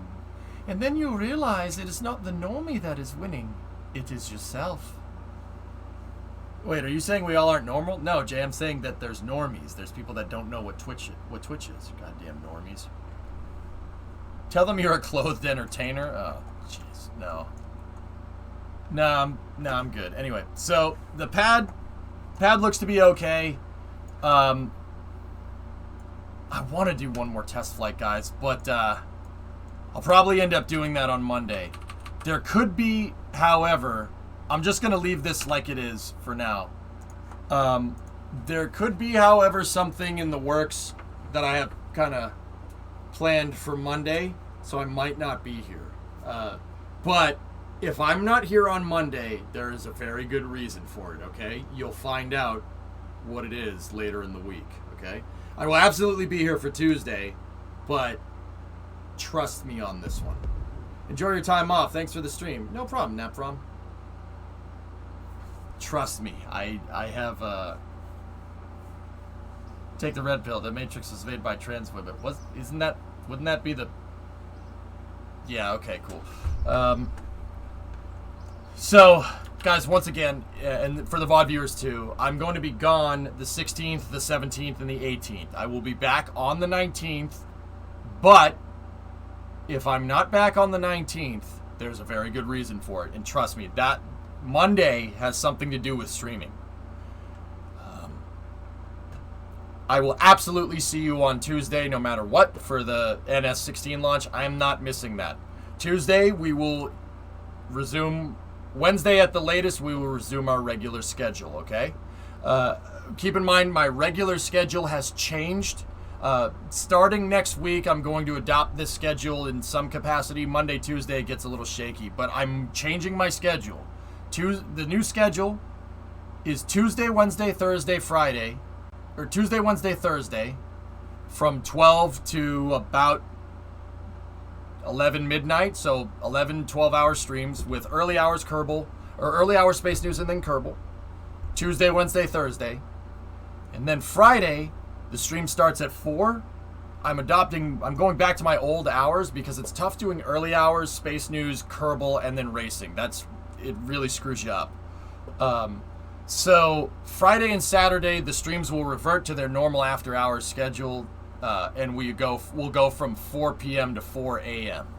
And then Sunday, Monday off. So it's a slight reduction in hours, but that's because I have other projects that I want to work on this summer that I want to get finished. These are other projects for the stream that you guys trust me, it'll be fun. Why do your engines have no gimbal? Huh? What do you mean no gimbal? Just don't forget about Nauka. Nauka is on the 21st, Phil? Yeah, I should be here for that if everything goes right. Would love a DM on that if you're able to. I'll get back to you on... actually, shoot me one now, Nassim, we'll talk. So, anyway, guys, once again, I'm going to be gone Friday, Saturday, Sunday. I should be back on Monday. If I'm not back on Monday, I will be back on Tuesday, guaranteed for the NS16 launch. So, yeah, there's a very good reason for Monday. If that thing doesn't go through on Monday, I'm probably gonna next week, just to make up for the time that I didn't stream on Friday and Saturday. I'm probably just gonna stream Monday, Tuesday, Wednesday, Thursday, Friday, Saturday, and just do 6 days next week. And on Monday, we'll start with a truck stream. I think that would be the right way to do that. But after that, I'm going to switch my schedule to Tuesday, Wednesday, Thursday, Friday, Saturday, instead of Monday, Wednesday, Thursday, Friday, Saturday, and go from there. So once again, that's the new schedule. There is kind of an asterisk next to it because of the NS16 launch and everything next week, and whatever I'm doing on Monday. If it isn't, that does not happen. Words. But you get the idea. So, alright, what do you guys want to watch? RimWorld, Escape from Tarkov? What are we thinking? You want to watch drag racing? Murder's streaming. Something like that, RJ. But I'll actually follow through with what that trust me bro means. Trust me, bro. Tarkov? Okay. Gravshark is playing some Tarkov. Let's go see what he is up to. Great stream today. Thank you. Yeah, SSDO construction will either resume on Tuesday or Wednesday. We got to hit it guns blazing. I don't think I'm going to do early hours anything next week. We're going to have to just play Kerbal. Kerbal Space News Kerbal. Tuesday, Wednesday, Thursday. Yeah, that's probably what I'm going to do. So thanks for watching, guys. I don't like taking this many vacations. I usually only take 3 days off in July.